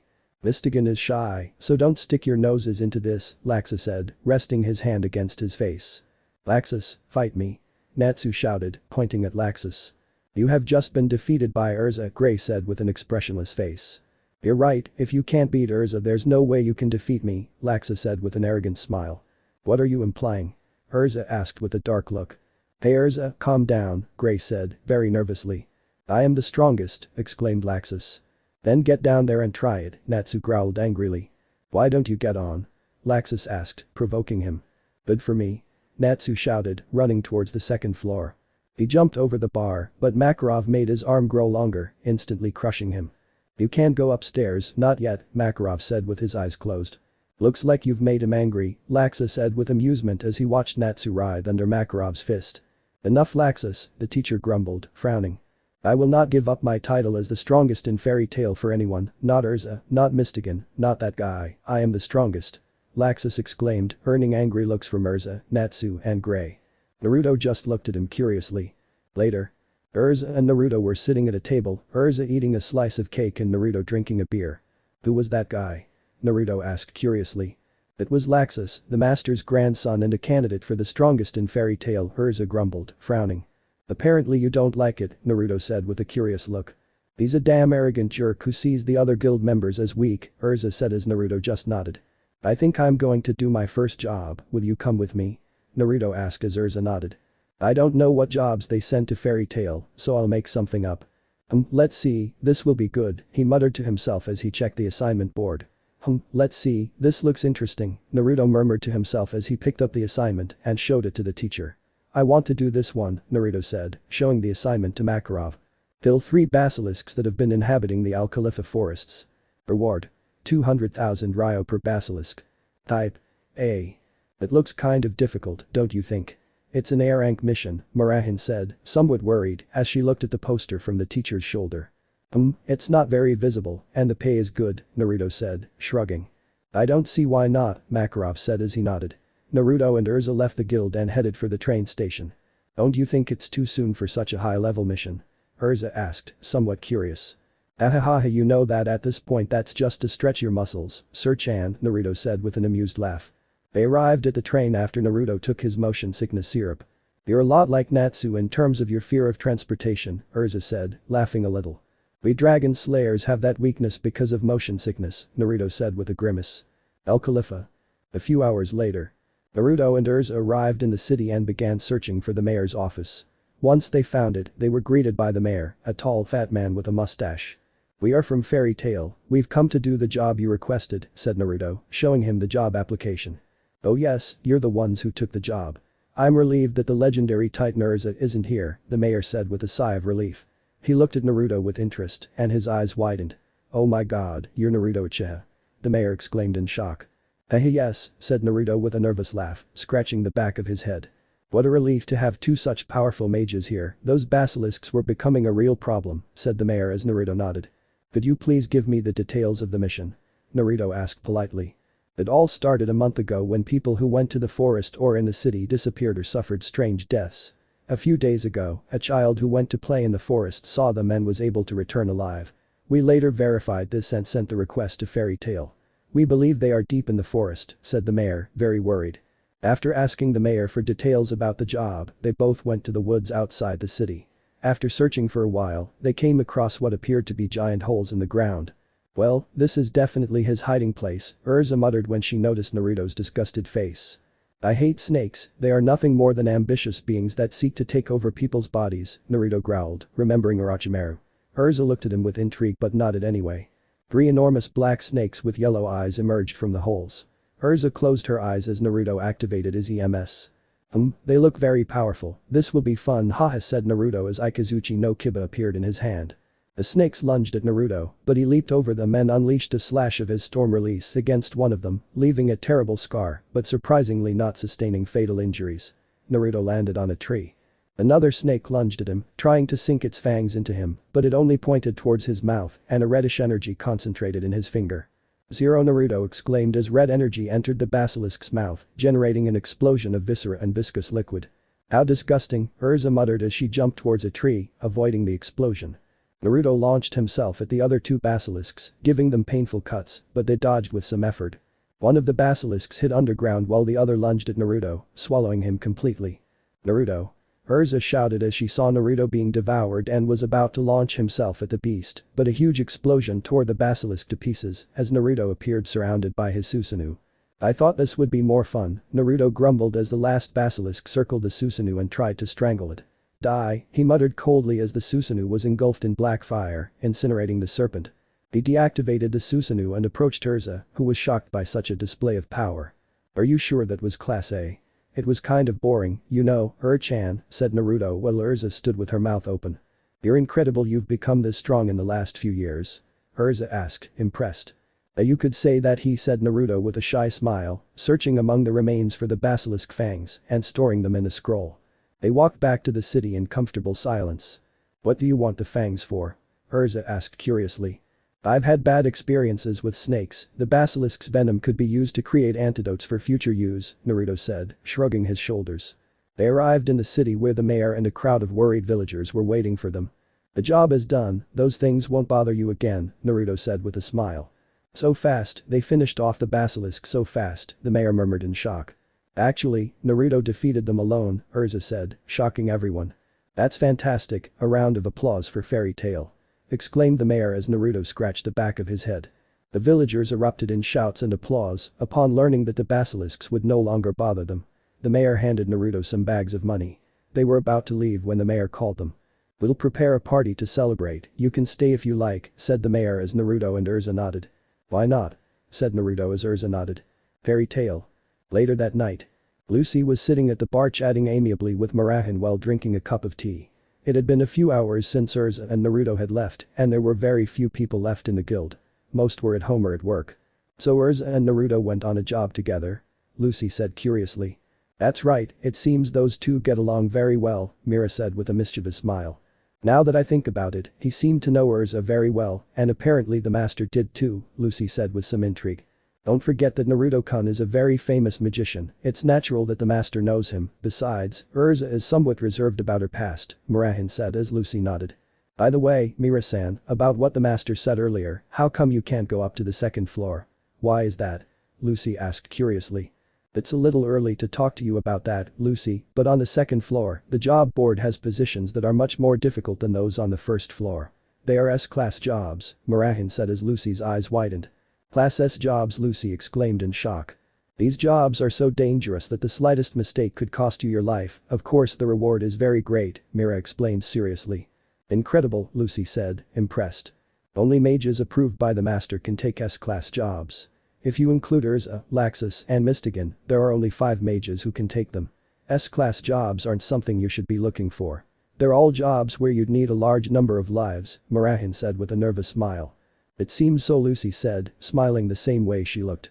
They chatted for a while longer until Lucy decided to go home since it was getting late. She walked until she was near her house, balancing down the steps as she had done ever since arriving at Fairy Tail. "Watch out for the step miss," a boatman shouted to Lucy. "I've heard of both of them before, Laxus and Mystigan. Fairy Tail is an amazing guild, and I think I know everyone's power levels now," Lucy said with a giggle. "I'm going to work hard starting tomorrow," she said to herself as she arrived home and opened the door. "Welcome," shouted Natsu and Happy, who were lying on their bed, Natsu doing sit-ups and Happy lifting weights with small weights that were perfect for him. "You stink of sweat," Lucy yelled, kicking Natsu in the stomach.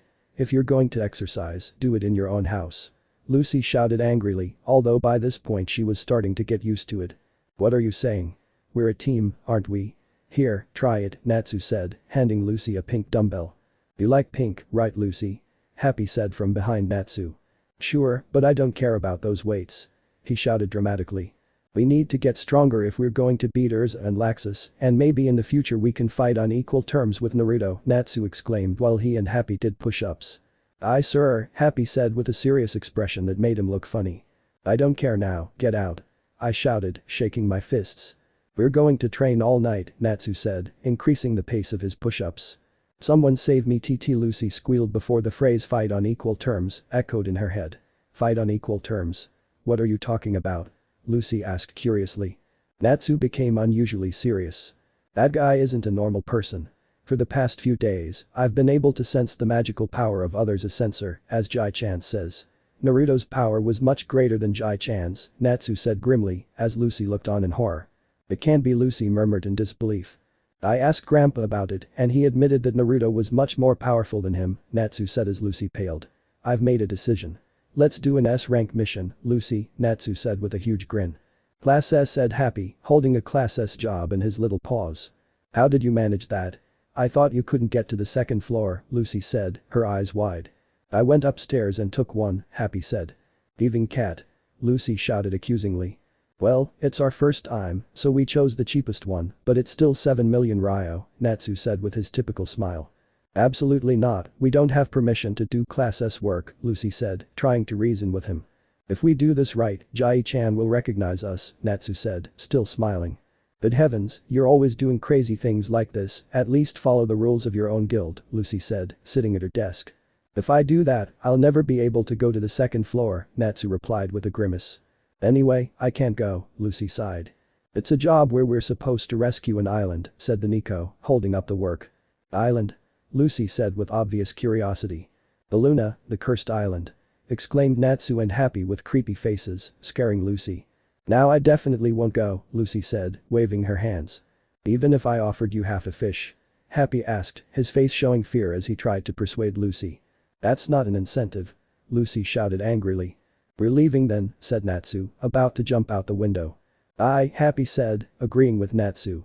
Lucy just watched as they left through her window as usual, heading towards her desk, but saw with horror that they had both left the job poster on the floor.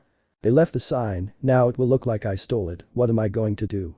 Lucy shouted, shaking her head in frustration. "I picked up the poster with curiosity and my eyes widened as I read the reward. 'No way, would you also receive one of the 12 keys to the Golden Gates?' He exclaimed in shock as he stared at the poster. A mischievous smile appeared on his face as he changed his clothes at almost inhuman speed and jumped out the window. "Natsu, Happy, wait," Lucy shouted as she ran towards Natsu and Happy. The next day. Master Makarov calmly drank his coffee while the fairy tale wizards were minding their own business. "Master, a mission from the second floor has disappeared," Mira shouted, coming down from the second floor. Makarov took a sip of his coffee and spat it out in shock. Chapter 20. The Luna Island Part 2. Naruto had to make a huge effort not to groan in frustration as he thought about the events of the last few days. First, he got completely wasted at that party in Al Khalifa, and then Urza took him back to the hotel. To make matters worse, the hotel was full. Normally, it would be awkward for both of them to sleep in the same bed, but they had slept together as children, so it wasn't a problem. Besides, Naruto was too drunk to object to anything. He had to fassip him as he remembered the fright Urza had gotten when he had one of his strange dreams again, something that hadn't happened in the last 3 years.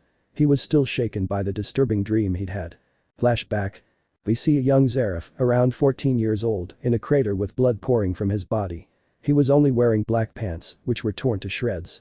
He glanced out of the corner of his eye and saw that the entire area was completely devastated, the trees dead and some mountains destroyed.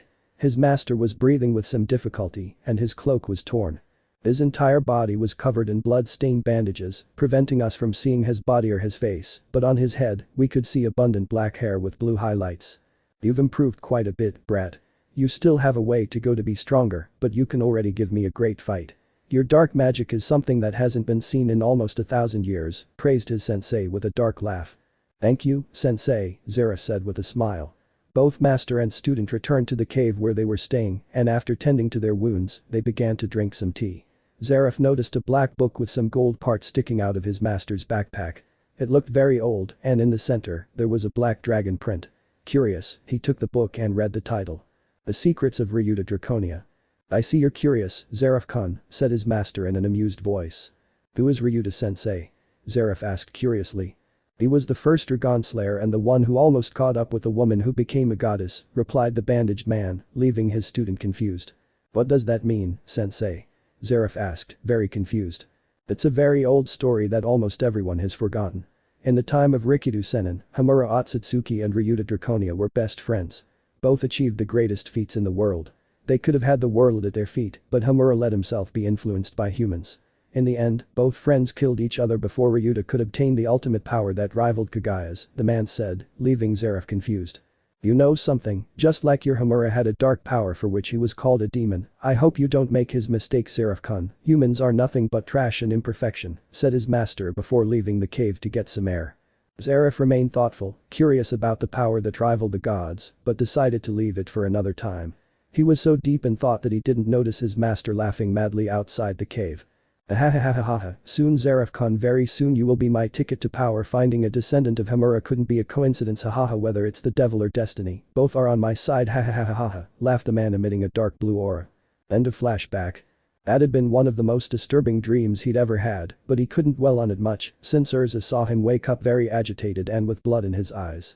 She subjected him to an annoying interrogation, and although he blamed it on a hangover, she didn't believe him, but decided to leave him alone for now. When they returned to the guild, Urza had a fit of hysteria when Makarov told her that Natsu, Lucy, and Happy had gone on an S-rank mission without permission, and that Gray, who had been sent to stop them, had ended up joining them. This greatly enraged the strongest woman in fairy tale, and after preventing her from killing someone, they headed to Galuna Island to find the Fire Dragon Slayer. They found Lucy facing another mage after Urza captured her and poor Happy, and then they looked for Gray, still remembering the conversation they had. Flashback. Gray Fullbuster watched the situation somewhat disturbed. A very angry Urza sat on a trunk with her legs crossed and her fingers intertwined, giving a dark look. Lucy and Happy were on their knees tied together with rivers of tears falling from their eyes. Naruto was sitting on the floor playing poker with one of his clones, not paying much attention to the others. You're late, Gray, Urza said in a somewhat glacial voice. Urza? Gray exclaimed in shock. I heard what happened to Lucy and Happy, weren't you supposed to stop Natsu? I'm speechless, Urza said, looking at Gray seriously. Where is Natsu? Gray asked, ignoring what Urza had said. That's what I want to know, Urza said, thinking of 1,000 ways to punish Natsu before walking toward the exit of the shop. Gray, let's go look for Natsu. When we find him, we'll return to the guild, Urza said, earning a confused look from Gray. What are you saying, Urza? If you heard what's happening, you must know what's going on this island, Gray exclaimed, not understanding. So what? Urza questioned. I came here to bring back those who broke the rules. I have no interest in anything else, Urza said without any emotion. Didn't you see what the people on the island looked like? Gray asked. I saw it, he replied, without any interest. And you're just going to leave it like that? Urza asked incredulously. The request has been sent to all guilds. Wouldn't it be better if other mages from another guild took charge of the job properly? Urza asked, still emotionless. I don't recognize you, Urza, Gray exclaimed, somewhat annoyed. What did you say? Urza growled, glaring. He dared to challenge the great Urza. Happy exclaimed, frightened. Great? Lucy asked, confused. Do you intend to break the rules too? Urza asked, re-equipping a sword and pointing it at Gray's neck. You won't do as you please, she ordered with a serious look before being somewhat surprised when Gray took the sword in his hand and pointed it at his chest. The two wizards challenged each other with their gazes, under the frightened stares of Lucy and Happy, and a somewhat disappointed look from Naruto. Do what you must, this is the path I chose, it's something I have to do, Gray declared with conviction, looking defiantly at Urza. Urza gritted her teeth in fury and was about to reply when Naruto, in a burst of speed, appeared in front of Urza and grabbed the sword with two of his fingers. You have a lot of conviction to challenge someone clearly stronger than you to save these people, is it something personal, isn't it? Naruto asked, glancing at Gray out of the corner of his eye. "What are you doing?" Urza shouted in shock. "Yes," Gray murmured softly as Naruto smiled. "Oh wait, I'll take care of everything here," Naruto ordered seriously. Gray looked at him for a few moments before nodding and running off. "Naruto, are you going to break the rules too?" Urza asked angrily before, to her surprise, Naruto bent his fingers, breaking his sword. "I'm very disappointed in you, Urza. I taught you that even if rules are important, there will be times when you have to break them for the greater good. You, more than anyone, should know that," Naruto said with a sad look on his face. But Urza tried to answer, but Naruto's look of disappointment made her feel somewhat sad. "I've never followed rules, and I probably never will. I'm only true to my convictions. My conviction right now tells me to help Gray and those poor souls suffering out there. If you want to stop us, you'll have to defeat me," Naruto said before wrapping his arms around her waist and whispering something in her ear. "You know as well as I do that you couldn't stop me. Comparing your power to mine is like comparing a glass of water to the vast ocean," Naruto said in a cold, imposing voice before kissing her cheek and looking at her with his eyes. "You're one of my precious people, Ur-chan. I won't stop you from punishing them, but don't make me have to go through you to complete this job," Naruto said before leaving the shop in search of Gray. Urza stood there unsure how to react. The color rose to her face when he hugged her, called her his precious person, and kissed her cheek. She dropped the broken hilt of her sword. Never in her entire life had any man imposed himself on her in this way. It made her feel strange. She remained unresponsive for a few moments before re-equipping another sword with which she cut the bonds of Lucy and Happy, who were practically in shock from what had just happened. "We'll complete this job," she whispered, lowering her gaze and trying to hide her blush. Lucy and Happy were about to leave the shop, but Urza spoke to them again. "But you won't escape punishment," she shouted angrily. Aye, they both shouted before running away. End of flashback. This brings us to the current situation. In front of Naruto, Lion, Gray, and Natsu stood none other than one of Zeref's most powerful monsters. They were facing Deleora. "So that's Deleora, it's certainly very powerful," Naruto muttered to himself, looking at the beast in front of them. "We meet again, Deleora." Lion screamed, crawling on the ground, staring madly at the beast. Gray murmured sadly, taking the water that was once the ice that kept the monster sealed in his hands. "There's no other option, we have to destroy that thing," Natsu growled as he looked at Deleora. "It's impossible for you, I will defeat him," Lion murmured madly, crawling towards them. "Lion," Gray said, his voice filled with sadness. "The surpasser, I will do it, ha ha ha ha." Lion laughed, while Naruto wondered if he had already lost his mind. "It seems more impossible for you, stay there," Natsu exclaimed, pointing at Lion. "Brewer," he exclaimed in delirium, tired of being ignored. "The only monster couldn't defeat, I will defeat him," Lion said, using his last bit of strength to stand, remembering his moments with his master.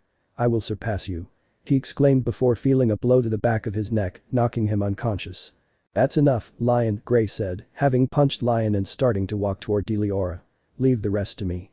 I'll seal Deleora," Gray said before crossing his arms in front of him, and a blue aura of ice formed around him. "Ice shell," Gray exclaimed, raising his magic power. "Don't do it, Gray. You know how long it took me to break that ice. You're just repeating history. Someday I'll break the ice again," Lion shouted, though the truth was he didn't want Gray to die. "It's the only way, this is the only thing that can stop him," Gray shouted, but he felt Naruto push him away, stopping the technique. "Gray, you idiot, what were you about to do?" Natsu shouted angrily. "There's no point in using that," Naruto said coldly. "But it's the only way," Gray said, sounding somewhat desperate. "He was already sealed once for that reason, believe me, he won't let you do it so easily this time. We could seal him with another of my techniques, but there are many people who want his power, so it wouldn't make sense if someone releases him again," said Naruto, while Gray had to admit that he was right. "So what do we do?" Gray asked seriously. Naruto didn't answer, he just put his hands together as if he were holding something, and in the gap between his hands, forming a greenish electricity, Naruto separated his hands, forming a spear of energy which he held with one of his hands. "Bronza der Riranpago," Naruto murmured as he looked at Deleora. "We can only destroy it completely. That's the most logical solution," Naruto said before looking seriously at Natsu. "Take these two and get out of here. Find Urza and the others and run as far away as you can," Naruto ordered with a cold stare. "But I want to fight too," Natsu shouted, but Naruto glared at him furiously. Naruto grazed his spear against a nearby rock formation, causing a huge explosion and making the ground tremble slightly, leaving everyone very scared. "If this explodes with you guys nearby, you're sure to not survive. Now do as I say. I'll give you a 5-minute head start to distract him before I launch it. Run." Naruto yelled as Natsu wisely did as he was told, but before he could get out, Deleora tried to hit him. Naruto took his spear in his left hand and clashed his fist, engulfed in white lightning, against Deliora's fist. What happened next shocked everyone. Deliora began to scream and cracks formed on her body, and at that moment she began to tear herself apart. Impossible, no way. Lion exclaimed in disbelief. He was already dead, Gray said as Naruto deactivated his spear. After 10 years, Deliora had been defeated by Ur's ice. I couldn't overcome Ur, Lion cried while moaning sadly. Gray looked at everything with a dark expression before bursting into tears. Thank you teacher, Gray murmured as he helped Lion to his feet.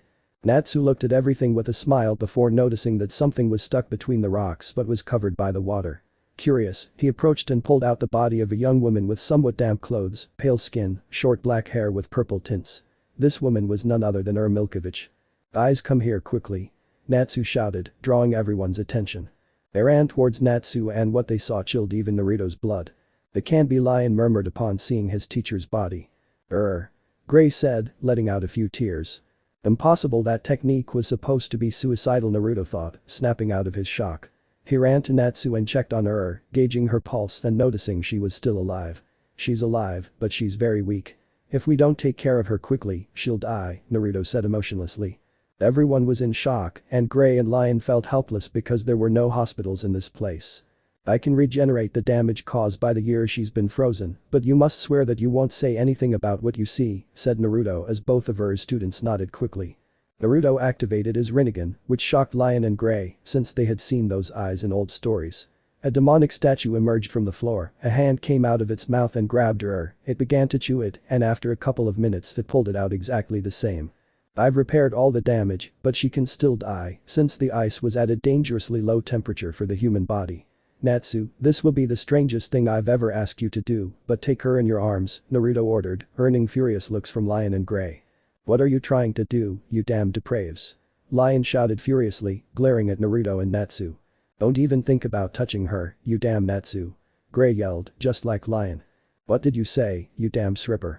Natsu yelled, spitting fire. I didn't mean that, you bunch of idiots. I meant to stabilize his temperature with Natsu's natural heat as a fire dragon lair. Naruto shouted with a look more terrifying than Urza's. Lion and Gray didn't like the idea, but it was the only way to save her.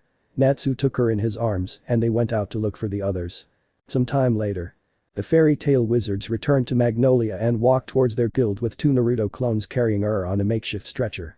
After the destruction of Deliora, they helped the villagers who turned out to be real demons, but they didn't remember it. Lion and his followers returned to Lamia Scale, but Lion had said that he would soon go to visit her. She still hadn't woken up, but they hoped she would soon. Gosh, I'm dying to tell everyone how we completed our first S-class mission. Natsu said excitedly. And of course we completed it because I was there, Gray said with a mocking smile to his rival. What do you mean, pervert? Natsu growled, glaring at Gray. I'm just saying you were nothing more than extra baggage, lizard, Gray replied, bumping his head against Natsu's. Urza, seeing the fight, decided to end it before it even started. Without any delicacy, she separated them by hitting their heads with the palms of her hands. No more fighting. Don't forget that you still have to face the master's punishment for disobeying the rules, Titania declared coldly, earning panicked looks from everyone except Naruto, who was walking very calmly. You mean that punishment? Happy asked, trembling, earning a wink from Urza. Natsu and Gray turned as pale as ghosts and hugged each other. That punishment, I'll stop breaking things, but that punishment, it's horrible, Natsu muttered, his voice filled with an unusual aura of depression. I still have nightmares, Gray said, trembling. Naruto, protect me. Happy shouted, flying towards Naruto's head. I'm sorry, Happy, but I promised Urza-chan that I wouldn't stop her punishment, Naruto said sadly as Happy cried in an I'm style. What is that punishment? Lucy asked innocently. Believe me, you don't want to know, Urza said with a hint of malice. Lucy got scared and looked at Natsu, Gray, and Happy. It's the same hell on Natsu, we have to run away. Screamed a hysterical Happy. Don't be fools, if we escape Urza will hunt us down, Gray whispered as Natsu and Happy reluctantly nodded. What is that punishment? Lucy asked, very scared. Shut up already. Urza shouted desperately. Are you sure you can't save us from this, Naruto? Lucy asked in a low voice to Naruto. She knew that if there was anyone who could convince Makarov, it was Naruto. After all, if he could handle the demon that is Urza, Makarov was a piece of cake. I'm sorry, but as I said before, I promised Urza-chan that I wouldn't interfere in that. I'm not the type to break promises, Naruto said as Lucy became depressed. They walked for another couple of minutes, but Naruto frowned when he saw people pointing at them, murmuring, and some even looking at them with pity and sadness. "We're attracting an unusual amount of attention," Gray said, his hands in his pockets, as he was incredibly still dressed. "I have a bad feeling about this," Happy said. "Fear?" Urza asked, looking at the people. It was then that they looked ahead and saw with horror that the guild was destroyed and several metal bars were piercing it. "That definitely wasn't there before," Naruto muttered, looking coldly towards the guild. Everyone watched with horror and fury. "That's," Gray said incredulously. "What happened?" was all Urza could manage to say. "Our guild has been destroyed," Natsu exclaimed, clenching his fists and with a furious expression on his face. "What the hell happened?" Urza asked no one in particular. "Phantom," a voice whispered, causing everyone to turn around and find Murahin with a dejected expression. "Did you say phantom?" Natsu asked with a gloomy look.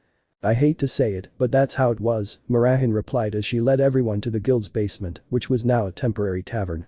They all stared at the dejected and annoyed faces of their guildmates as they walked towards Makarov, who was drinking without the slightest care in the world. "Hello, welcome home," Makarov exclaimed to the young people, his cheeks flushed from drinking so much. Was all Lucy managed to say when she saw that the teacher was so calm. "We're back," Urza said, as calm as ever. "Grandpa, why are you sitting there?" Natsu exclaimed, somewhat annoyed. "How did it go, Naruto? Did these kids give you any trouble getting back? I'd normally punish them, but I'm in a good mood, so I'll forgive them," Makarov said cheerfully, completely ignoring Natsu. In normal situations, Happy, Natsu, and Gray would be overflowing with joy, but the guild situation prevented it. "Doesn't the master understand the situation we're in?" Urza asked very seriously. "The guild has been destroyed," Natsu said as thousands of ways to destroy Phantom raced through his mind. Okay, calm down, it's not something to be so angry about," Makarov said, taking a big swig of his beer, much to the shock of his union members. "Nanny?" was all Gray managed to say. Naruto noticed that Makarov simply didn't want to show his fury against Phantom, and frankly, he understood why. "Phantom? Those idiots got in. Attacking the guild when nobody's there. What kind of idiot would take pleasure in something like that?" Makarov said nonchalantly. "Was there no one there?" Urza asked, calming down a little. "It seems the attack happened at night," Mir replied with a sad look.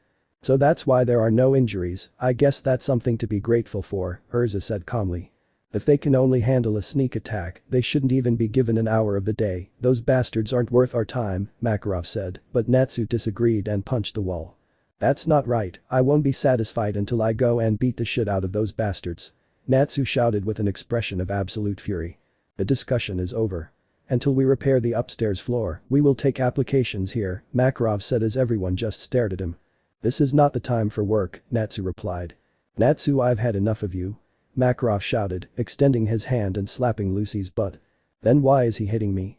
Lucy asked with a poker face. "Master, I'm going to get angry," Murahin said with a frown that many would consider adorable. Hoo-hee-hoo, Makarov laughed before running away. "Grandpa?" Natsu shouted, but he was ignored. "I'm going to the bathroom," Makarov shouted before entering the bathroom. "I don't understand why Grandpa is okay with this," Natsu muttered with some disbelief. "This is very painful for the master, you know, but open conflict between guilds is forbidden by the council," Murahin said, trying to calm Natsu down. "But they attacked us first," Natsu shouted, throwing a tantrum. Naruto, who had remained silent the whole time, decided it was time to intervene. He punched Natsu on the head, burying him in the ground, and lifted him up by his scarf, giving him an icy stare. "Understand once and for all that it doesn't matter," Naruto growled, his voice sending shivers down everyone's spine and perhaps even making Urza blush. "Not all problems are solved by kicking ass, you idiot. This is nothing more than a blatant provocation from cowards who want us to start a war. The old man knows this very well. Fairy Tail, just as it has some friends on the council, also has enemies whose sole objective is to wipe it out. You're willing to condemn the entire guild to oblivion because of your stubbornness and stupidity. I'll tell you, personally, I'd prefer to wipe them out forever and avoid future problems, but you don't always get what you want. Do you understand?" Naruto asked in an icy voice that left more than one person scared, and Natsu had to make an effort not to wet his pants.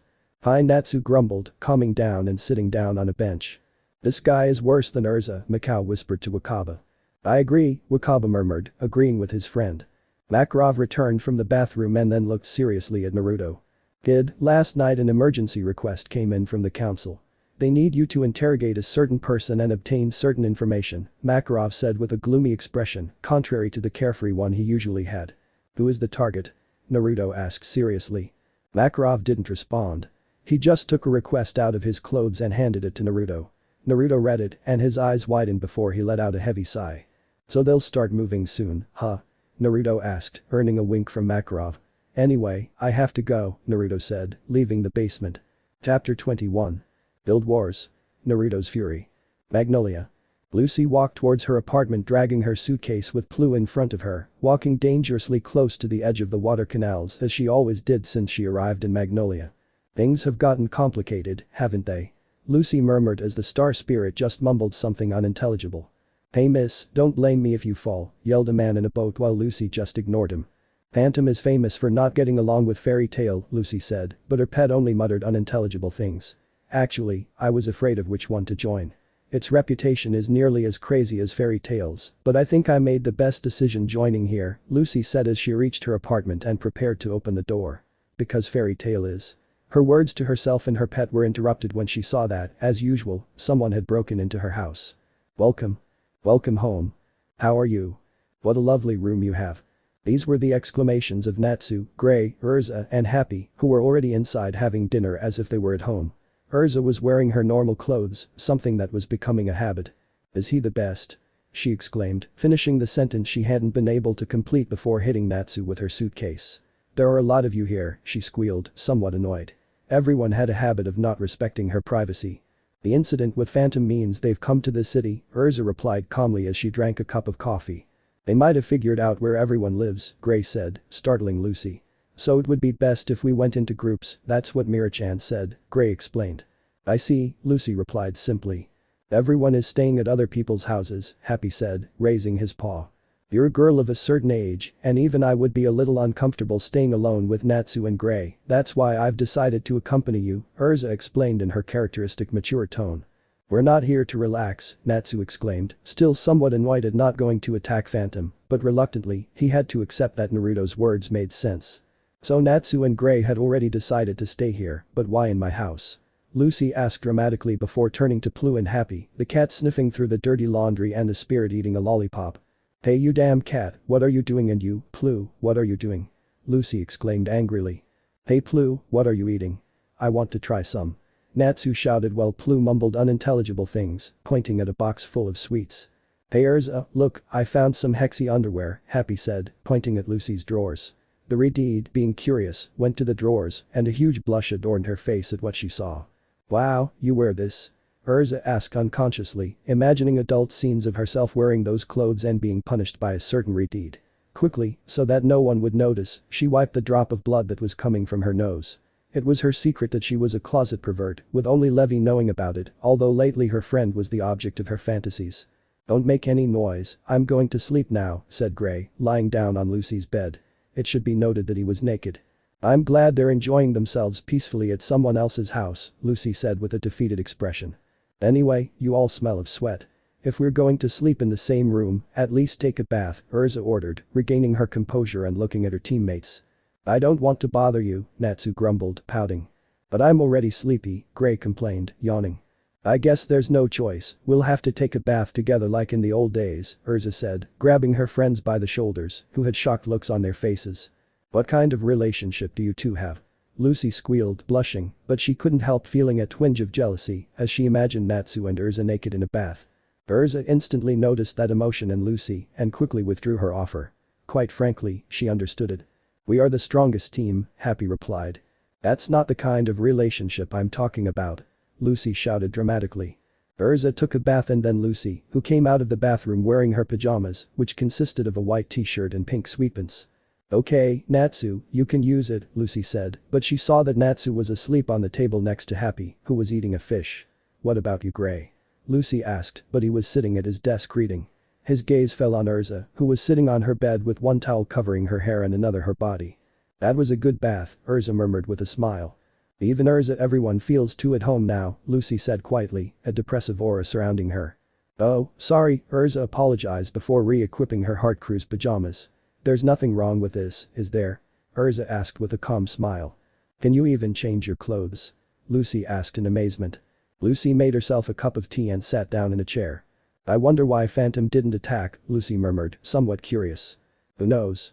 We've had disagreements before, but we've never come to blows, Urza said seriously. If Grandpa wasn't afraid of them, we could go and destroy them, Natsu growled, suddenly waking up. Were you awake? Lucy asked, looking at her friend. Grandpa isn't afraid, he's one of the 10 wise holy wizards, Gray said as he continued reading. What do you think you're reading so calmly? Lucy squealed dramatically when she saw it was her novel and quickly snatched it from Gray. Hey, I want to know what happens next, Gray said, since he found the story interesting. No, Levi-chan will be my first reader, it's decided, Lucy replied, clutching her work to her chest. Anyway, did you mention the 10 wizard saints? Lucy asked, looking at Urza. It's a title awarded by the president of the Magic Council to the 10 best magicians on the continent, Urza replied. Oh, fantastic. Lucy said in amazement. Phantom's teacher, Oze, is one of them too, Happy added. That man too, Urza thought with a frown, remembering Seagrain. Natsu slammed his fist on the table, annoyed, pulling her out of her thoughts. He's scared, the only thing Phantom has is a bunch of limbs, Natsu exclaimed, still annoyed. Calm down, Lucy said, sounding worried. I already told you that's not true, the Master and Mira-chan only want to avoid a war because they know the consequences of a confrontation between guilds, it's to preserve peace in the magical world, even with the way I explain it to you Naruto you don't understand, Gray growled, but Natsu refused to listen. Is Phantom so amazing? Lucy asked, somewhat worried about the situation. Those guys are nothing, Natsu replied in a somewhat arrogant tone. I'm not even sure if it's spelled Gajeel or Gazil anymore, if someone could clarify it for me I'd appreciate it. No, if we come to blows, mutual destruction would be assured. Our offensive power is equal. Master Makarov is said to be on par with Master Oze, also one of the 10 wizard saints. Then there are the Element 4, they're S-class mages. Our biggest concern is Kurama Gajeel, who I believe was responsible for the attack on the guild, the Iron Dragon Slayer, Urza explained very seriously. Dragon Slayer? Are there others like Natsu or Naruto? Lucy asked in shock, looking at Natsu who just made a face of annoyance. So he eats iron or something? She asked, more out of curiosity. An awkward silence filled Lucy's house before she decided it was best to change the subject. Urza, there's something I wanted to ask you, Lucy said somewhat shyly. What? Urza asked, looking at Lucy. Where do you know Naruto from? Lucy asked, genuinely curious. Since Naruto arrived at the guild, Urza hadn't been as strict with him as she was with the others. She noticed that sometimes she looked at him with a silly smile and that he was very capable of calming her down without having to resort to violence or restrain her, so she was very curious about this. Natsu and Gray were also watching attentively. Urza blushed slightly at the question as memories of her time with Naruto flooded her mind. She didn't like to talk about her dark past as a slave, but that didn't mean she couldn't talk about it a little. I don't like to talk about the past, but I'll just say that Naruto did a lot for me. He saved my life, gave me freedom, gave me back something I had lost, and taught me how to control and use my magic power. He was also the one who brought me to Fairy Tail, Urza said with a nostalgic look, unconsciously touching her right eye with her fingers. The others were very curious, but decided not to ask any more questions. They didn't want to unleash the fury of the strongest woman in the guild. But one thing was certain. Although they didn't know it yet, Naruto's arrival at the guild brought many changes. Urza's happiness, Urza's life, who was still asleep under Puryusuke's medical care, unknowingly Natsu's salvation, and many more things that have yet to happen. I wonder what you're doing, Naruto Urza thought before going to sleep. Natsu and Gray slept on a futon on the floor, while Urza and Lucy shared the bed. The R.A. Magic Council. Naruto stared coldly and cruelly at Ryoku. They were both in his office, the tension was palpable, it seemed as if the Shinigami himself was in the room, both were tense and refused to give in. Let's see what you've got, old man, Naruto growled as Ryoku remained impassive. This is the end for you, brat. After hours, victory is finally mine, said Ryoku as he revealed his cards. That's right, they were both playing cards. I'm not very good at playing cards, so if I made a mistake, please let me know. Ryoku revealed 4 9s and 1 7.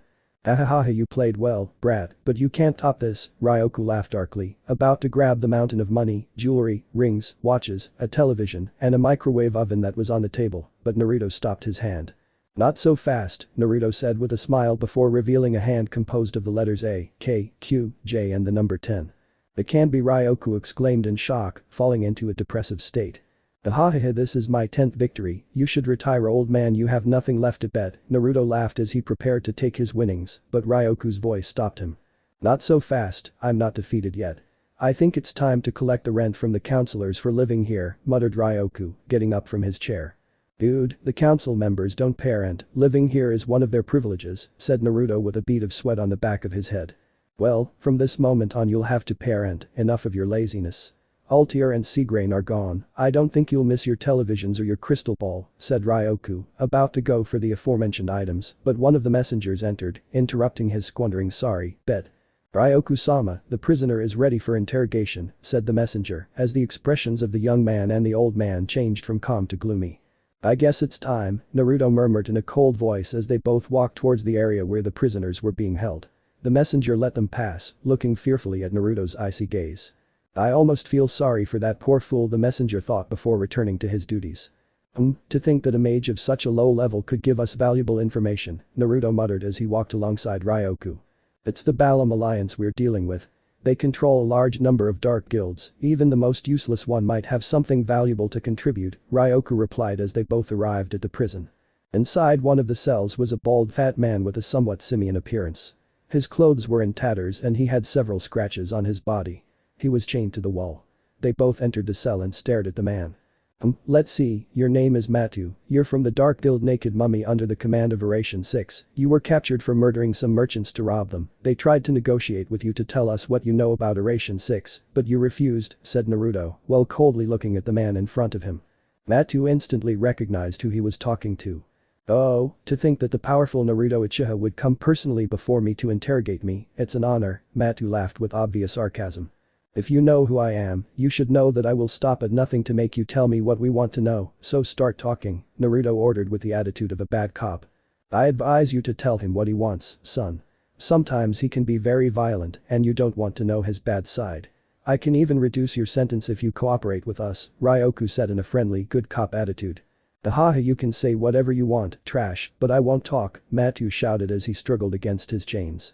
You know I can control you to make you tell me what I want to know, but torturing you is more accurate. Tell me what I want to know or else you'll beg for death, Naruto said with a dark look at Matu. I won't speak, you damn it. Matu shouted angrily. Son, don't be foolish, don't provoke him, you don't want to see him angry. If you value your integrity, tell us what you know, Ryoku pleaded, trying to convince him. I already told you no. Matu shouted angrily before being silenced by a series of blows to the stomach. Tell us what you know, damn it. Naruto yelled in his bad cop attitude, hitting Matu and causing him to spit blood. 15 minutes later. Ryoku and Naruto left the prisoner's cell with impassive looks. If you paid attention you could hear Matu's moans and cries. You exaggerated a little, don't you think? Ryoku asked, letting out a sigh. It was necessary, he was a tough nut to crack, even when I boiled that oil and poured it on his balls he refused to talk, I could have controlled him, but information obtained by those means would not have convinced many, Naruto said with a grimace. That's certainly true. To think that Prayer 6 plans to initiate its movement so soon, information like this would have taken months of investigation, Ryoku said seriously before giving a malicious look. We're not done with our game yet, brat, Ryoku said. Old man, you have nothing left to bet, said Naruto, somewhat annoyed. I still have a lot to bet on, Ryoku said simply. Naruto just sighed before shrugging. Ultimately, the council president's loss was his gain. The two men spent the rest of the night playing cards. Fortunately, the council members woke up in the early hours of the morning when they heard the president still wasn't asleep. They found him naked, with all the electronics from his office on the gambling table. They stopped the leader of the Magic Saints just in time before he could bet the Magic Council castle. Naruto went to sleep after storing all his winnings in his pocket dimension. It had been his lucky night. Magnolia. Southgate Park. The next day. The morning in Magnolia City was tense to say the least. A crowd of people surrounded one of the park's trees, murmuring things and with fearful looks on their faces. The group formed by Urza, Natsu and Gray, with Lucy and Happy following them from behind, made their way through the crowd. Please let us through, we're from the guild, Urza practically ordered as the crowd made way for her. The scene they found provoked a feeling of shock and fury in the fairy tale wizards. Jet, Droy and Levi were completely injured with the Phantom Lord symbol painted on them and bolted to the tree with metal bracelets. Levi-chan, Lucy exclaimed, trying to suppress a gasp at the sight of her friend in such a condition and taking a few steps back. Jet, Droy. Gray exclaimed this time, worried about his friends. Phantom? Natsu growled, his eyes filled with fury. The people around murmured, but they were interrupted by Master Makarov approaching the scene with an unreadable look, wearing his 10 holy magician's coat and carrying his staff in his hand. Master? Urza murmured, clenching her fists slightly. I tried to ignore it to avoid a fight, but no father can stand idly by when his children's blood is spilled, Makarov shouted, gripping his staff so tightly it shattered. Lucy, who was standing beside the old man, was visibly frightened as she had never seen him angry before. This is war, Makarov said in a lifeless voice as his body began to overflow with enormous magical power that shattered the ground around him. The fairy tale wizards gathered to head to Oak City with one goal in mind. To annihilate Phantom Lord. Oak. Phantom Lord. Some time later. In the enormous guild that is Phantom Lord, the members of said guild were either eating, drinking, chatting or preparing to do jobs, all laughing arrogantly after the ace member of their guild, Kurama no Gajeel, left the members of their rival guild, Fairy Tail, badly injured. This is great. Those useless fairies are shattered.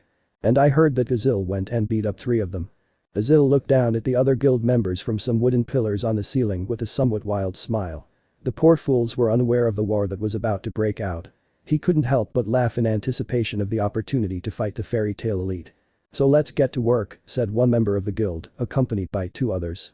And along the way we're going to tear off some fairy wings, said another with obvious disgust as he approached the gates in the company of his companions. Boom. The guild doors exploded, sending the 3 idiots flying. Everyone turned their gaze to the guild doors, encountering a scene that made them somewhat nervous. Natsu Dragneel, better known as Salamander, with an expression of obvious fury, while behind him came all his guildmates, including Makarov himself. "We are Fairy Tail," Makarov exclaimed, earning a war cry from his members who launched an attack. Phantom's wizards quickly recovered from their shock, launching themselves at the Fairy Tail members with a war cry, thus beginning the guild war. The group charged at Natsu as he unleashed a torrent of flames, sending them flying and knocking them out of the fight. Mikao and Wakaba were doing quite well despite their age, working as a team. Mikao held off some enemies with his purple flames, while Wakaba struck them with the smoke from his pipe. Alzak and Biska protected and attacked each other with their magic pistols. Everyone was fighting, and for the moment Fairy Tail seemed to be winning. The group of mages charged at Makarov, who quickly grew in size, crushing the mages like insects and growling in a deep voice. "He's a monster," murmured a magician under the master's palm, staring at the giant with absolute terror. "You laid your hands on the children of this monster, don't think that human laws will protect you," Makarov replied, looking at the magicians with eyes that shone brightly. "He is strong. And the others are not far behind either. These guys are crazy. Is this the power of the Fairy Tail wizards?" The battle continued with Fairy Tail in the lead. Urza faced a group of mages with her swords, easily defeating them. Ritus, using his magic paint, faced other mages, and Loki, using her wood magic, was not far behind. Even Happy attacked using a watermelon that only Kami knows where it came from when the phantom mages thought they could finally defeat someone. "Oze, show yourself," Makarov demanded, making the earth tremble.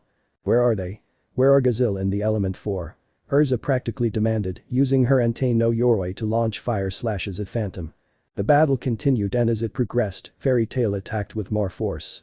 Natsu and Grey practically decimated groups of mages with devastating fire and ice attacks. Loki, Alzak and Biska attacked equally with energy. Urza herself had re-equipped her black winged armor. "Not bad, droopy eyes," said Natsu, standing back to back with Grey. "Pretty good for you too, slimy eyes," Grey said somewhat arrogantly. "They are ours now," Wakaba said to a group consisting of Mikao, Kana, Loki, Urza, and himself. "Let's go," exclaimed Mikao, agreeing with his friend. "Urza?" Makarov shouted from the stairs, catching the Reti's attention. "I'll leave the rest to you," the Fairy Tail Master said, heading upstairs. "Master?" Urza exclaimed, worried. "Those A must be upstairs, I'm going to kick him off the committee for good," Makarov growled without looking back. "Please be careful," Urza pleaded, clearly worried about Makarov. He didn't respond. He just smashed the doors in front of him with his magic power, earning a sinister smile from Gajeel, who was watching everything from the shadows. The attack continued and Elfman, using his monster arm, struck hordes of enemies, shouting his typical Otoko, to the disbelief of a few. Gajeel then finally decided to make his appearance, jumping from the ceiling and laughing maniacally, drawing the attention of everyone present. "The Iron Dragon Slayer, Kurama no Gajeel," Urza murmured, looking seriously at Gajeel. "How dare you hurt Levi?" Nab exclaimed, launching himself at Gajeel in blind fury, who transformed his arm into an iron pillar that stretched out, striking Nab and his own guildmates. "Nab!" exclaimed Loki and his companions, worried. "He even hit his teammates with that blow," Grey murmured, somewhat disturbed. "Come on, trash. The Iron Dragon Slayer, Gajeel-sama, will face you now," Gajeel said somewhat arrogantly, looking at the Fairy Tail wizards. "Otoko!" Elfman shouted, launching himself at the Dragon Slayer. "Maybe I'm trash, but I'm a man." he yelled, trying to hit him, but Gajeel effortlessly stopped his blow with his iron arm. Gajeel tried to hit Elfman, but he dodged it. Gajeel didn't stop and threw another punch, stretching his metal arm and forcing the white-haired man to back away, only for Gajeel to throw a kick, stretching him like an iron pillar, which he could barely block. "Not bad," Gajeel praised. "The man must be strong," Elfman replied seriously. "So how about this?" Gajeel said as several smaller pillars emerged from the sides of the steel pillar, striking everyone around them who were members of Phantom. "Damn it, even your colleagues." Elfman growled angrily. "Where do you think you're looking?" exclaimed Gajeel, throwing another iron punch that struck Elfman, sending him flying backward. "Gajeel!" Natsu shouted, suddenly appearing and using Elfman's body as support to launch himself at Gajeel. Natsu punched Gajeel in the face, sending him crashing into the guild's bar, leaving Phantom Lore in shock. Gajeel flew backwards. "I'd never seen that before." "I'm the Dragon Slayer of Fairy Tail," Natsu said, staring at Gajeel with his fists blazing. Gajeel began to rise with a predatory grin. "Elfman, leave this guy to me," Natsu demanded without looking at the takeover mage. "You not only are you using me as a doormat, but you also want to interfere in our man-to-man battle." Elfman complained angrily. "It's Shuriken," exclaimed Gajeel, launching an iron pillar from his arm at Natsu, which Natsu could barely stop, catching it with his arms. "Natsu?" Urza exclaimed, worried about her companion and thinking he had been beaten up. "This guy wrecked the guild and hurt Levi and the others," Natsu muttered in a somewhat deadly voice, his fists igniting with fire. "Eat this," he yelled, gripping the pillar tighter and throwing Gajeel to the ceiling. Gajeel used one of the wooden beams to try and hit Natsu, but Natsu anticipated the move and struck him, sending him flying into the wall. "Oh, they're having fun," Wakaba said, watching the battle.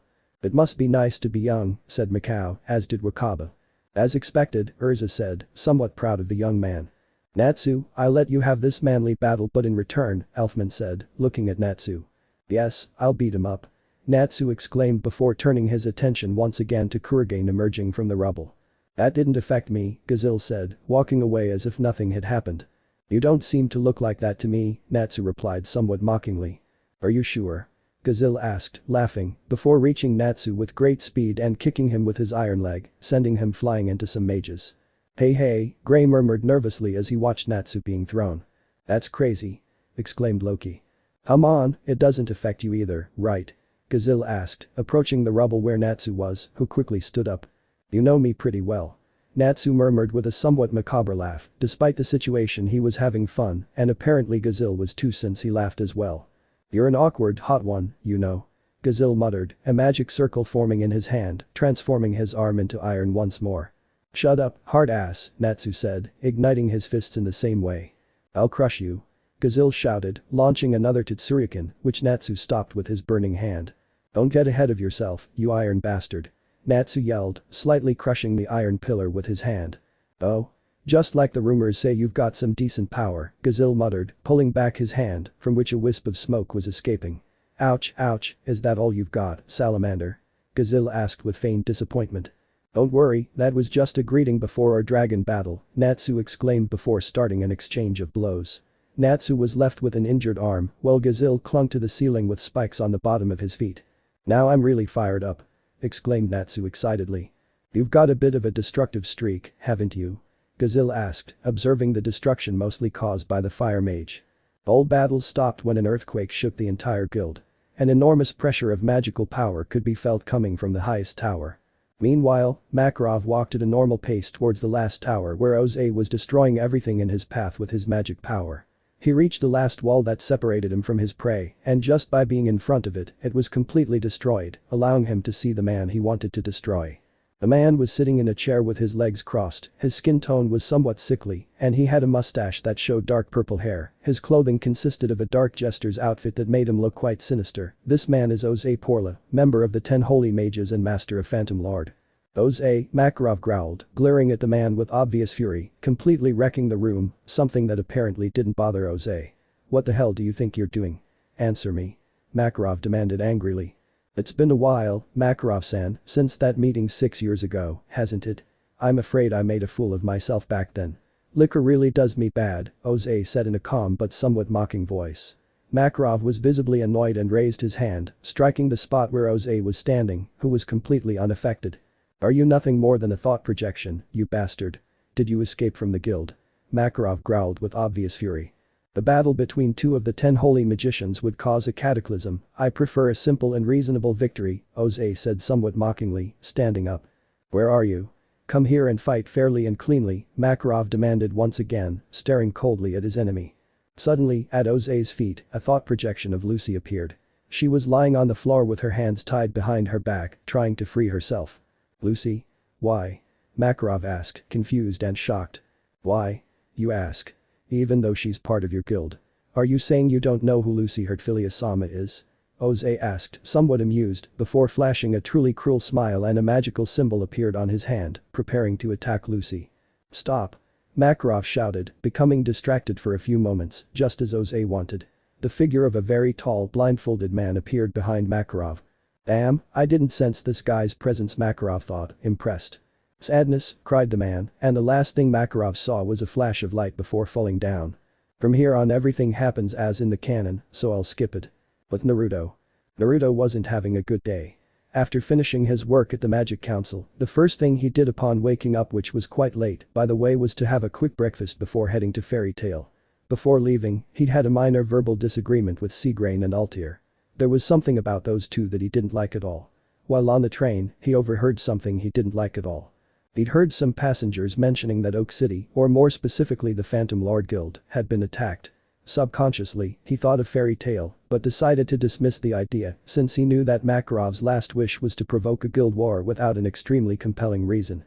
Fairy Tail had too many enemies on the council to afford to do something like that without a strong motive. However, a part of him told him that something was wrong, but he was stupid to ignore it.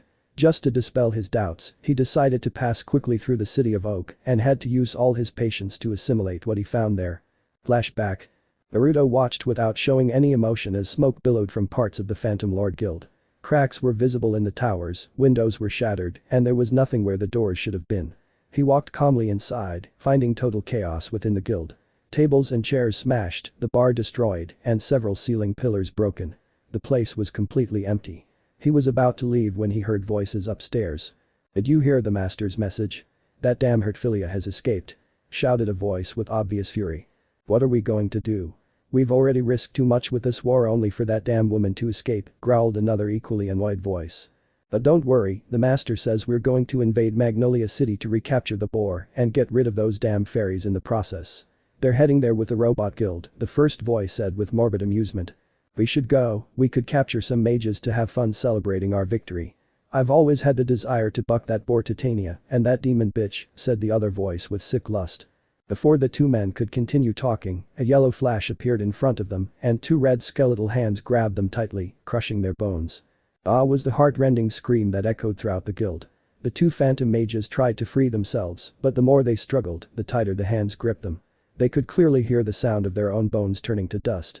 They tried to look at their attacker only to be met with a nightmarish scene. A man with spiky blonde hair and pale skin, dressed in black, with black eyes containing a crimson star and within it another three-pointed black star. The man had a look filled with hatred and fury, while a red aura in the shape of a demonic skeleton surrounded him. It was this being's hands that held them. Who are you? One of the magicians asked, terrified and resisting the urge to wet his pants. You pair of filth think you can talk about my friends like that and get away with it? Tell me everything you know, Naruto ordered in an icy voice, frightening the pair of mages who practically began to recount their life stories to him. Naruto's fury grew with each passing moment, but he did not show it outwardly. One more thing, which of you two pieces of trash dared to even think about hurting Urza or Marahin? Naruto asked in a chilling voice, leaving both mages frozen in fear. It was him. Exclaimed one of the two, pointing at the other, thinking that by giving him what he wanted he would be saved. The other magician was about to reply, but Susanu's hand burst into black fire. Ah no please no forgive me were the wizard's heartbreaking screams, but Naruto ignored him and continued burning him until there was no trace left of his existence. The other mage was terrified to see the cruel way in which his comrade had died, but he could not reflect on it because the Susanoo released him and Naruto threw a knife at his feet. Under normal circumstances, I would have spared your life for betraying your partner to save you. There's no honor in that, but you gave me what I wanted. However, in this place, it's forbidden for mages to kill without a justifiable reason in the eyes of the council. As you can understand, I can't let you live, but I'll let you take your own life quickly and painlessly, Naruto said before turning his back so as not to see the mage end his life. End of flashback. To say Naruto was angry was an understatement. He was absolutely furious. The information he gleaned from those mages was basically that Lucy was the daughter of one of the richest men in the country and that this man had hired Phantom to bring her to him. Oze used this as an excuse to destroy Fairy Tail, to take Lucy to blackmail her father and seize the Heartfilia fortune. Furthermore, the fact that Oze was heading to Magnolia to destroy it was the icing on the cake. He quickly teleported to Magnolia, only to find an even worse scene. The gigantic mobile castle stood on the sea in front of Fairy Tail, firing a Jupiter cannon that was being stopped by none other than Urza. She only held out for a few moments before being badly injured, but she had saved the guild. Fairy Tail. Moments before. After being forced to retreat and Natsu saving Lucy, the Fairy Tail wizards returned to the guild to regroup. Most were badly injured, as Phantom's wizards, seeing Makarov out of commission, had boosted their morale and attacked with deadly intent. Lucy blamed herself for the whole mess, but the others were more than willing to face Phantom to prevent her capture.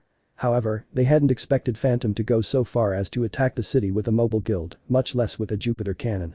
Urza managed to stop the impact but was badly injured in the process. Present. Despite being a dragon slayer, Naruto isn't someone who loses his temper easily. He's usually a cheerful person who only hates a select few. Even when angry, he's able to keep a cool head and, if necessary, fight with a coldness that would lead many to believe he has no emotions. But this wasn't one of those situations. They were messing not only with the people who had accepted him as family so soon after meeting him, but they were messing with the most important person to him. They had hurt someone very dear to him, and at that moment, despite using all his composure to avoid a massacre, only one thing was on his mind. Humiliating and murdering Oze Porla, he knew very well why the man was here after having interrogated some Phantom guys on the way here. The Phantom Master had signed his own death warrant the moment he thought of messing with his new friends, but what had just happened made it much worse. Death would be a generous punishment from him. He wanted to see Oze tortured, humiliated, and subdued. It was up to him that he would lose his rank of Holy Mage in the most humiliating way. It was up to him that his career as a mage would go down the drain. It was up to him that the man would live like scum, eat like scum, and die like scum. Slowly and with shadowed eyes, I walked towards Urza's body as everyone made way for me. The presence she emitted at this moment was very different from the warmth she normally gave off. Only hatred, darkness, bloodlust, and fury could be felt. I took Urza in my arms, who was barely conscious, ignoring Oze's demands to hand over Lucy. He hadn't recognized him yet. The shouts of denial towards Oze stopped. All the Fairy Tail wizards had their eyes on Naruto. Naruto, Urza whispered weakly, wrapping her arms around his neck. Don't talk, Urza-chan, rest, you deserve it. I'll take care of everything, Naruto said, smiling at her affectionately. He kissed her cheek before walking over to Mirahin. Please take care of her, Mira-san, Naruto asked as he handed Urza over. I walk once more until I am standing in front of Lucy. Don't worry Lucy, none of this is your fault, I'm going to end this right here and now, Naruto said with a small smile as Lucy shed several tears.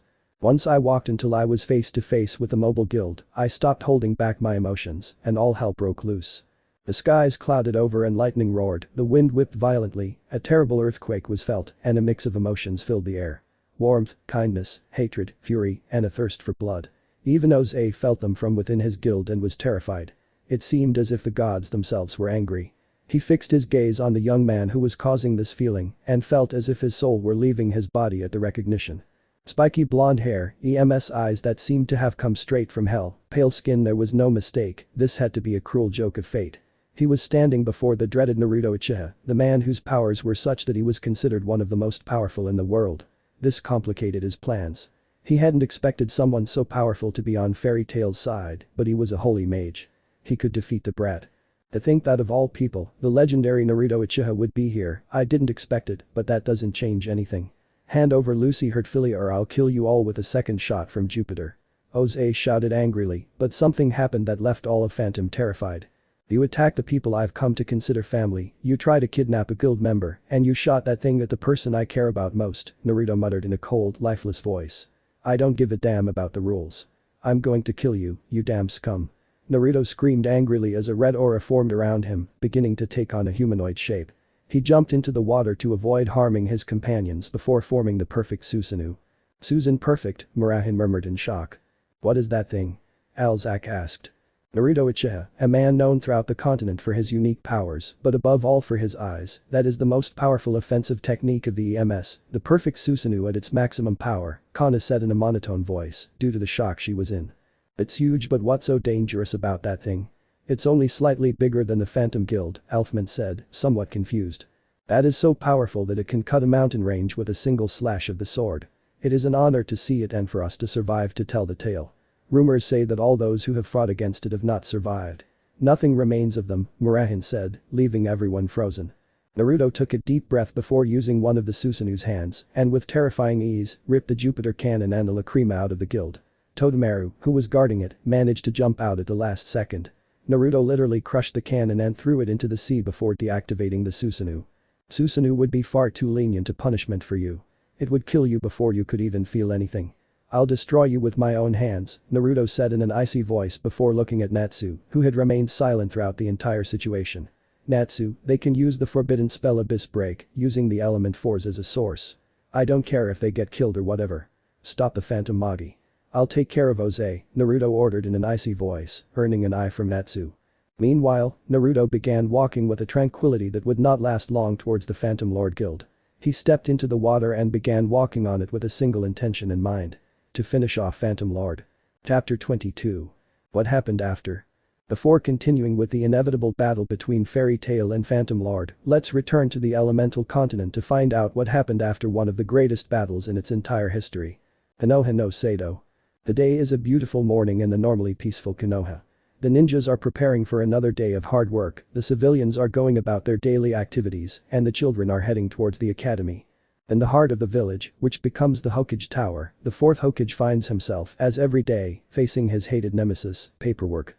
The last 2 years don't seem to have been the best for the man.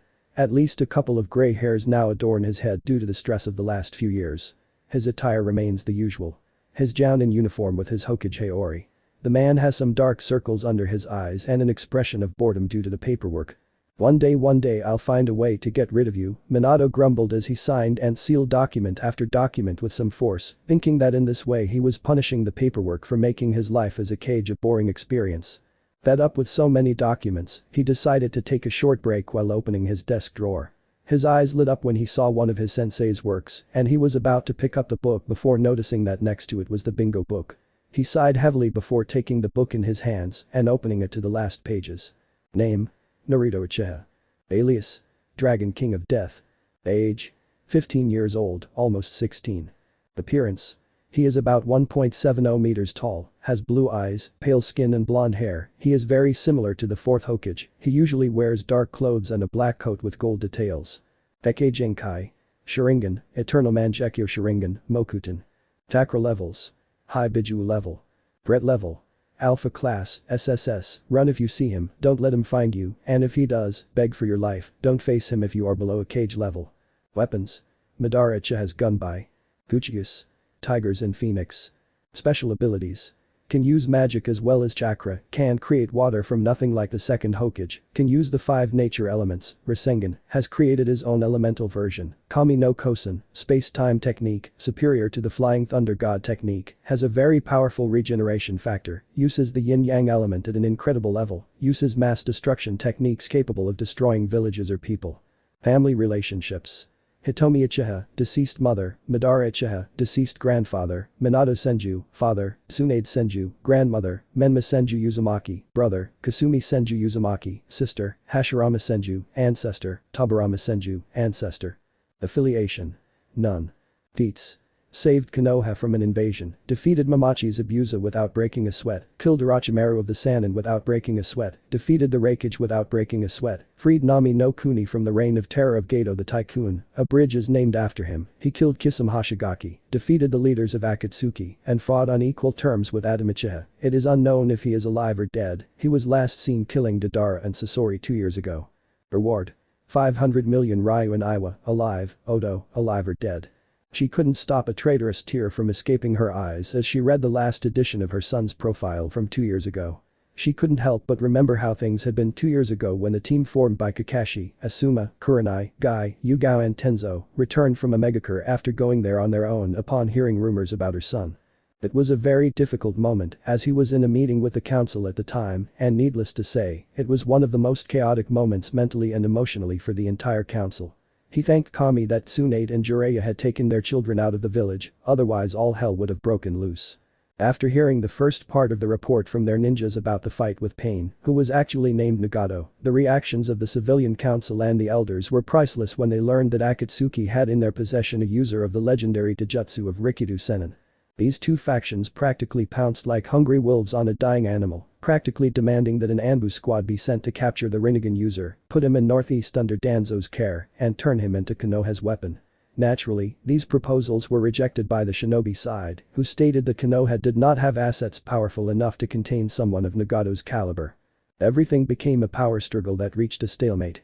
On one side was the faction of clan leaders and the third Hokage, who opposed the aberrations of the elders and civilians, not only for ethical and moral reasons, but also because they were terrified of the idea of giving Danzo absolute control over a Rinnegan user, the old Warhawk. Furthermore, this user was the leader of a shinobi village.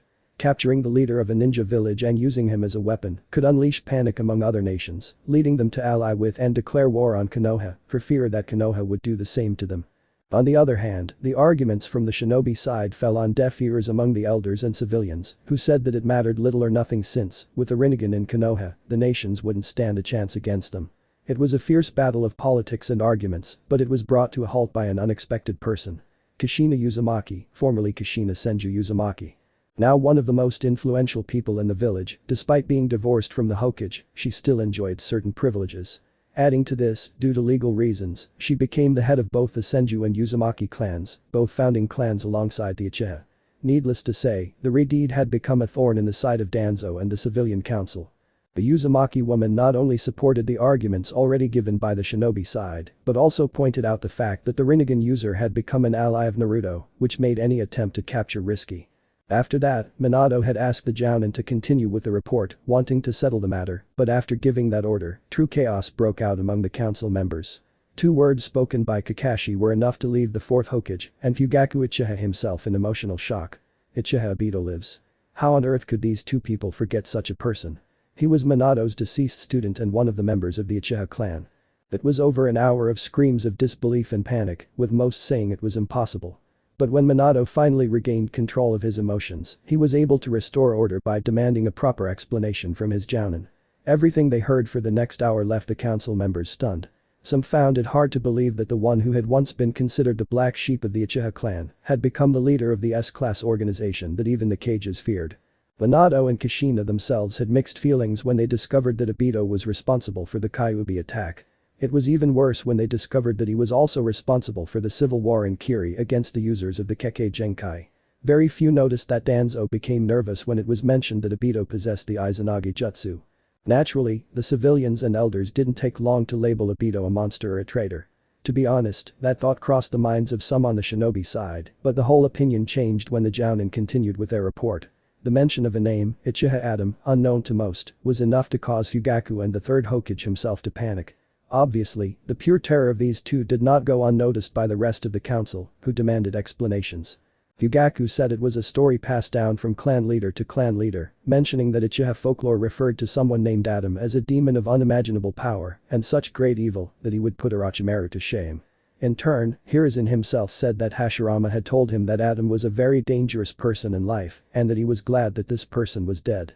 Obviously, this story was dismissed by civilians as mere tales or exaggerations, but for everyone else it was something to take into account, since the Shodaime will always be remembered not only for his immense power, but mostly for his great heart and the ease with which he could forgive even the worst criminals and give them a second chance.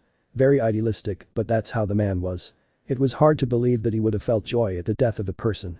The fears were confirmed when the Jounin recounted everything they had discovered during their stay in Omegakure about how Adam was the true bearer of the Rinnegan and that he transplanted it into Nagato when he was just a baby, how he was responsible for Obito entering a dark path, how this man stole one of Orochimaru's techniques by taking his body from Obito. But not before confessing that he had been responsible for the death of Rin Nahara and how on multiple occasions he was about to kill Naruto. Everything was utter chaos, a whirlwind of conflicting emotions as the Jounin's account unfolded. It was one of the rare occasions when the 4th Hokage unleashed his fury upon the world. The legendary Kiroi Senko was enraged. This man was not only responsible for his Uchiha student's miserable end, but also for one of his students having to kill another without him being able to intervene. Furthermore, this man was indirectly responsible for the Kyuubi's attack, where thousands of innocents perished. Not content with that, after a series of manipulations, he stole Obito's body using a technique of the deceased Snake Sannin and used it to nearly kill his son, the son who, due to his own foolishness, had grown up without him there for him. Minato, on that occasion, was genuinely furious, his paternal and teacher instincts taking over his mind and practically unleashing an immeasurable murderous urge. While on that occasion the third Hokage had the decency to appear ashamed, no one blamed him, but that did not prevent him from feeling remorse, since even after death the sick techniques of Orochimaru, that man whom he came to see as his own son, continued to cause chaos to innocent people. To everyone's surprise, even Kushina herself was genuinely worried about Naruto's safety. After all, until recently, most people believed that the red-haired woman felt nothing but contempt and hatred for Madara's descendant for being the product of infidelity between her husband and Hitomi. This belief led the elders to try to convince Kushina to create some kind of containment seal to subdue Naruto as a form of revenge against Hitomi. The result? The truly furious Uzumaki woman on the verge of murdering the mummies. Her response? Why do you sick bastards think I am? How can you think I can hate a child? A child who didn't ask to be born, the son of that bastard Senju. He has Uzumaki blood, he's my relative, my flesh and blood, the brother of my children. Needless to say, the elders did not take this answer well, but they were wise enough not to object. Finally, after a detailed explanation of the battle that only increased the council's fear of the Demonslayer named Adam, the Jounin concluded their account by saying that they were forced to escape because the battle was beyond human comprehension. Solar Explosion of Hell and Rancid Daruriranpago were techniques practically at the level of Bijuu, which, if unleashed on Konoha, could destroy it to such a degree that short-term recovery would be impossible. Obviously, no one could blame the Jounin for taking that course of action. Even the civilians and elders didn't blame them, since they needed every ninja they could in the village. Their fear of Adam was so great that many couldn't help but compare him to the deceased Uchiha Madara or Senju Hashirama. However, that was the last straw, and it was the first time the council witnessed Senju Minato lose his composure. The man thought of nothing but going to Omegakure alone if necessary and getting Naruto out of there, even if it meant facing a beast of the caliber of the gods themselves, with Kakashi joining him, determined to save his master's son and kill the man who possessed Obito's body. It took all the clan heads, the third Hokage himself, and even an Anbu squad to prevent both student and master from committing suicide. Obviously, they were forced to knock them out, and needless to say, Kushina sent an emergency message to Jiraiya and Tsunade to remain hidden for months if necessary, as she feared that Adam would come looking for them to seize the Nine Tails. The following days were dark not only for Konoha, but for the entire continent in general. All nations were terrified by the situation. Uchiha Adam, that name had caused immense terror in a matter of days, as much as Madara's, with the difference that the latter was dead, but Adam's fate was unknown, and this obviously terrified the general population. Nations large and small alike had their entire military forces protecting the villages and prepared to defend their homes and loved ones, even if it meant giving their lives. Civilians rarely ventured into the streets, and only the bravest shinobi entered Omegakure's borders, with the faint hope of learning the outcome of the titanic battle. They only encountered a trail of unreal destruction that would undoubtedly necessitate redesigning the area's maps. Those who were even braver attempted to infiltrate Omegakure, hoping to learn firsthand who had won, only to discover that the village was heavily protected by a barrier so powerful that perhaps even cage-level ninjas could not cross it. The whole situation led to a certain unexpected event among the masses. The majority of the population began to see the two figures who had fought in Omegakure as the clear representations of good and evil, justice and wickedness, light and darkness, while they saw Naruto as a beacon of hope and Adam himself as death itself. It wasn't until months later that the rumor was heard that Naruto had been seen fighting against the last two living members of Akatsuki, Madara and Sasori, in fact being able to finish them off.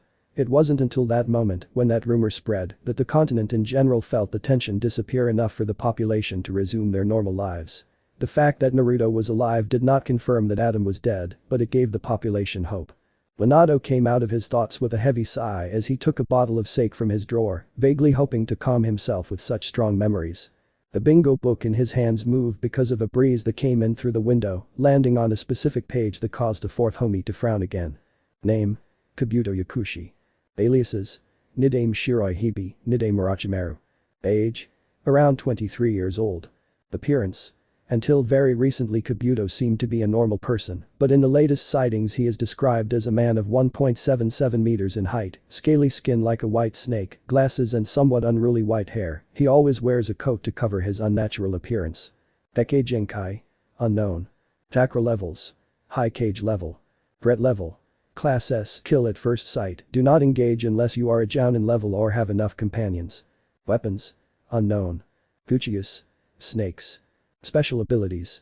He is only known to have prodigious abilities as a medical ninja, but it is speculated that he has powers similar to those of the deceased Orochimaru. Family relationships. Orphan of Hai no Kuni. Affiliation. Former ninja of Konoha. Reward. 200 million Ryu in Konoha, Kumo, Kiri, Suna and Iwa, all alive or dead. Minato could only shake his head, clearly irritated, as he closed his bingo book. Kabuto Yakushi had become a problem for the ninja nations in general.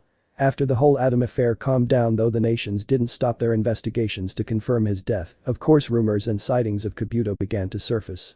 He was slowly gathering followers to join his forces in Atogakure. Not only that, but he was also said to be responsible for kidnapping multiple people across the nations for his experiments. Obviously, his actions didn't go unnoticed by the nations, and now he was a dangerous international criminal. Just like his master. Minato grumbled with obvious disgust towards Kabuto. He still had faith that while his sensei continued traveling with his children, he, along with Tsunade and Shizune, could find some clue about Kabuto and, if necessary, finish him off personally. The sound of someone knocking on his office door caught Minato's attention. He gave the order and the door opened, revealing Itachi Uchiha with his typical I-feel-nothing expression, wearing the Anbu uniform. "Okage-sama," Itachi said, bowing to his leader as a sign of respect. "Report," Minato ordered, entering Hokage mode, awaiting with genuine curiosity and some eagerness the report from what is possibly the most powerful Uchiha living in Konoha. The reason for his anxiety was that a few days ago he had received a message from Kurigakure no Sato telling him that they had to deliver a very important message to Konoha and that they had to meet with their Anbu at a rendezvous point. Obviously, Minato sent Itachi to said meeting since not only was he his strongest Anbu, but he also had a great chance of surviving in case it was a trap, but internally he hoped that Kiri's message was some possibility of smoothing things over after having denied them help so long ago during the Civil War. "Just as you ordered, I went to the meeting point with the Kiri Anbu. Fortunately, it wasn't a trap as we had speculated. The Anbu didn't want to give me many explanations about the reason for the meeting since they said there might be spies, but they handed me this scroll. Using the authority you gave me, and when I was sure that I wasn't being followed, I had a shadow clone open the scroll to make sure it wasn't an explosive, which fortunately wasn't the case, but its contents were undoubtedly of vital importance, so I came as quickly as possible to deliver it to you," Itachi explained briefly and very clearly, before handing the scroll to the Hokage, who took it with evident anxiety. Minato slowly opened the scroll before beginning to read it, his eyes widening with each line he read. "Dear 4th Hokage, I'll get straight to the point. I know that relations between our nations haven't been the best due to the numerous incidents that have occurred between our shinobi, especially the death of your student Ren Nahara after the Three Tails was sealed within her body on the orders of the 3rd Mizukage and almost unleashed upon your village, were it not for Kakashi Haddock's intervention, an event we now know was caused by Adam Uchiha. Likewise, the fact that our faction, which until a few years ago was considered rebellious, wasn't supported by you when we requested your help and was denied, has been a cause of great tension between our nations. However, the events of 2 years ago, which don't need to be recounted since you probably know them better than anyone, have made me realize that if a war had broken out with Akatsuki, as they were searching for the nine-tailed beasts, it wouldn't have been winnable, given the high level of distrust between our nations, no matter how much it pains us to admit it, but the birth of Akatsuki and the fact that Uchiha Dan was able to operate in the shadows for so many years is partly our fault. The 5 great shinobi nations. For years, we have mistakenly done things we shouldn't be proud of, under the guise of doing what's best for the people. Based on this, and the fact that we still don't know if Adan is alive, I feel the need to convene a Cage Summit so that, for the first time in a long time, we can seriously discuss the possible terms for a true alliance between us, the 5 great shinobi nations. I hope that we can come to understand each other, work together, and see each other as more than just allies or rivals. I have sent the same message to the Cage of Suna, Kumo, and Iwa. I await their response as soon as possible, and if positive, we expect their presence in Tetsu no Kuni. Sincerely. Godame Mizukage, Terumi Mei." Minato finished reading the message, his eyes wide. He honestly hadn't expected this. He'd expected anything but this. However, this was a unique opportunity for the shinobi world and shouldn't be wasted. Besides his predecessors, the 1st and 3rd Hokage, there hadn't been any other Cage with the clear intention of forging a genuine alliance between nations. To his shame, he himself hadn't tried, but now the Mizukage was proposing the idea and putting it into practice. The least he could do was listen to her. But that thought, Minato took a blank scroll and began to write his answer, all under Itachi's curious gaze. "Are you going to the Hokage-sama summit?" Itachi asked in a monotone, but inwardly he was just as excited as his Hokage. He was a pacifist who dreamed of peace, and in his mind, the alliance between the nations would be the first step towards that goal. This is too great an opportunity to ignore, of course I'm going. I want to keep this between us for now. The last thing I want is for the council to find out ahead of time and do something stupid. You and Kakashi will be my escorts. Minato then summoned a toad to deliver the message to Kiri. Itachi nodded at the Hokage's words, knowing it would be a great honor to attend the Cage Summit. Minato, meanwhile, glanced at his office clock and saw it was already 9 a.m. Under Itachi's impassive gaze, Minato stripped off all his clothes except his underwear. From another drawer, he pulled out what appeared to be athletic wear. Black sweatpants with white stripes, black sneakers, a black men's jacket, and a white t-shirt. The fourth Hokage put on the clothes and, from who knows where, produced a bouquet of flowers that would undoubtedly be the envy of any woman. All of this caused a bead of sweat to trickle down the back of Itachi's head. "Hokage-sama?" Itachi asked, raising an eyebrow at his leader's attitude.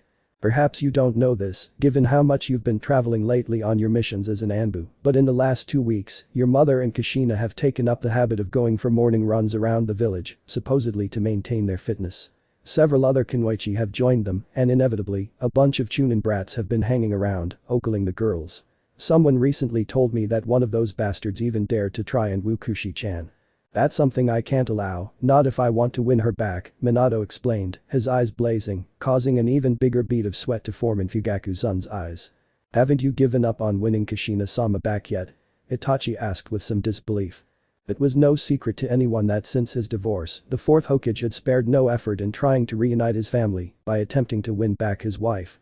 He had tried everything from the most cliched methods of conquest to the most unusual, from sending her chocolates and roses, inviting her to dance wearing the most ridiculous clothes he could find, even trying to make ramen a national dish, among many other tasteless attempts, earning him a cold stare from the Uzumaki woman.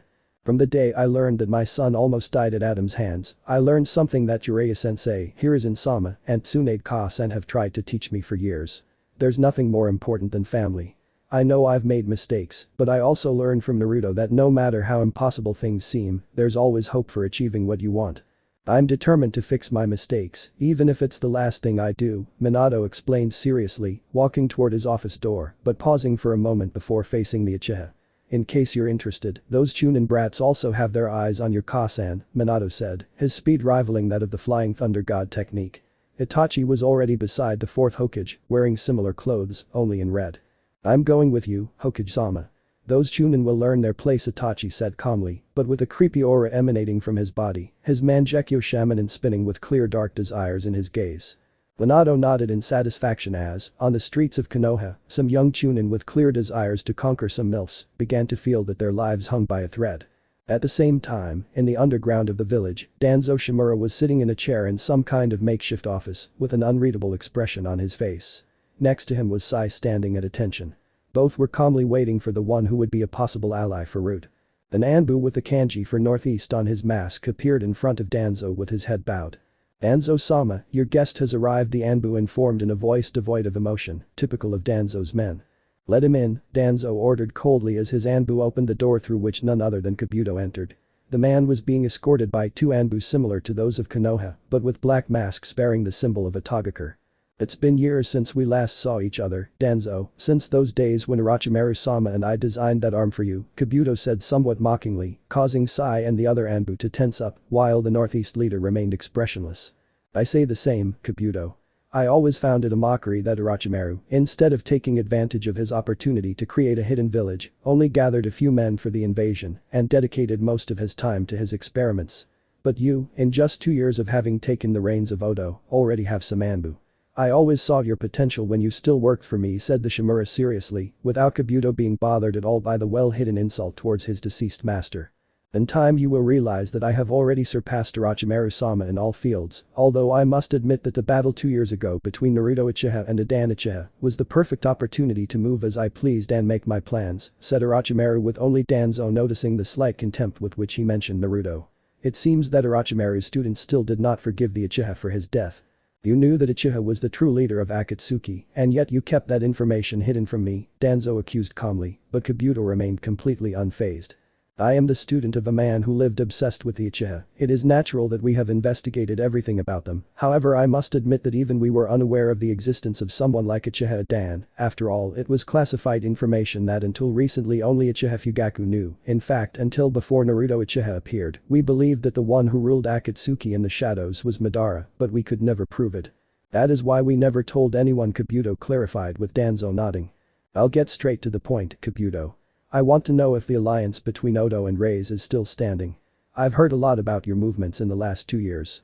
With your strength and mind together, I'm sure that Odo and Konoha will become the superior force in the shinobi world, said Danzo very confidently, but nevertheless, Kabuto began to laugh. Fukuku, you still have very little ambition, Danzo. You only seek to be Hokage, nothing more and nothing less. But I agree with you that your strength and mind would be devastating. Allow me to enlighten you to something beyond just being Hokage. I'm talking about everyone. If Danzo was offended by Kabuto's comment, he didn't show it. In other situations, he wouldn't allow someone like Kabuto to mock him.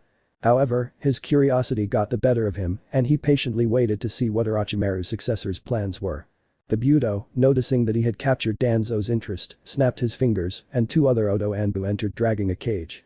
In that cage there was something that undoubtedly froze Danzo's blood. Days later. Prigakure. Meanwhile, in Kiri, more specifically in the Mizukage Tower, Mei looked with some amazement at the cards, with the answers from the other cages, all brought by her right-hand man, Ao, the user of the Byakugan from Kiri. I must say. I wasn't expecting this, Mei whispered as she finished reading the other cages' replies. What did the other cages answer, Mizukage-sama? Ao asked, evidently curious, since the woman's reaction indicated that the answer was certainly unusual. Everyone agreed with my arguments. They even accepted their guilt. Everyone, even the Tsuchikage, agreed to meet us for the summit, Mei said, still finding it hard to believe the cage's answers. Impossible, Ao whispered, finding it hard to believe. When the Mizukage proposed convening a cage summit to discuss an alliance, he had been somewhat skeptical, but now he was beginning to believe that it was possible. It seems your idea worked after all, Naruto-kun. Mei thought, recalling a certain conversation with a Sharigan user. Flashback. In the Mizukage's apartment, Naruto and Mei were in a compromising position, to say the least. On a king-size bed, both lovers were completely naked, covered only by a blanket, the woman in the young man's arms, while he had his chin on her head. It must be tough, right? The life of a cage. I honestly can't imagine spending the rest of my days locked in an office doing piles and piles of paperwork, Naruto said, shuddering at the mere thought as he pressed his body closer to the woman's. You have no idea. It's a very hard job. You don't have time for anything. And to top it all off, you have to order things you don't agree with for the good of your people, Mei said somewhat sadly, thinking about the number of times she had been forced to send her ninjas to their deaths or perform abominable acts for reasons beyond her control. Nonsense, you're a cage, the absolute leader of a village. The same goes for the other cages. The good of the village is just an excuse, Naruto growled, disagreeing with Mei, who frowned at those words. You're still a kid, you can be a good lover, but you still have a lot to learn about the world, said Mei, earning a laugh from the boy. I've seen enough to know how things are. Those times they try to justify it by saying it's for the good of the people are nothing more than an excuse to avoid feeling so guilty. The people aren't buildings, military power, or anything like that. The people are the people. When they live well, when they're happy, when you sit down at a table, putting aside your selfishness and thinking about all those people and not just yourselves, then you'll truly do something for the good of the people, a cage summit or something. That's why I'm not a leader. It's too much work to think about so many people I don't even know. End of flashback. Let me know in the comments below if you guys want the next part. Also check out my other video that has been shown and left. Thank you for watching. If you enjoyed this video, please like and share this video. And have a fantastic day. Bye.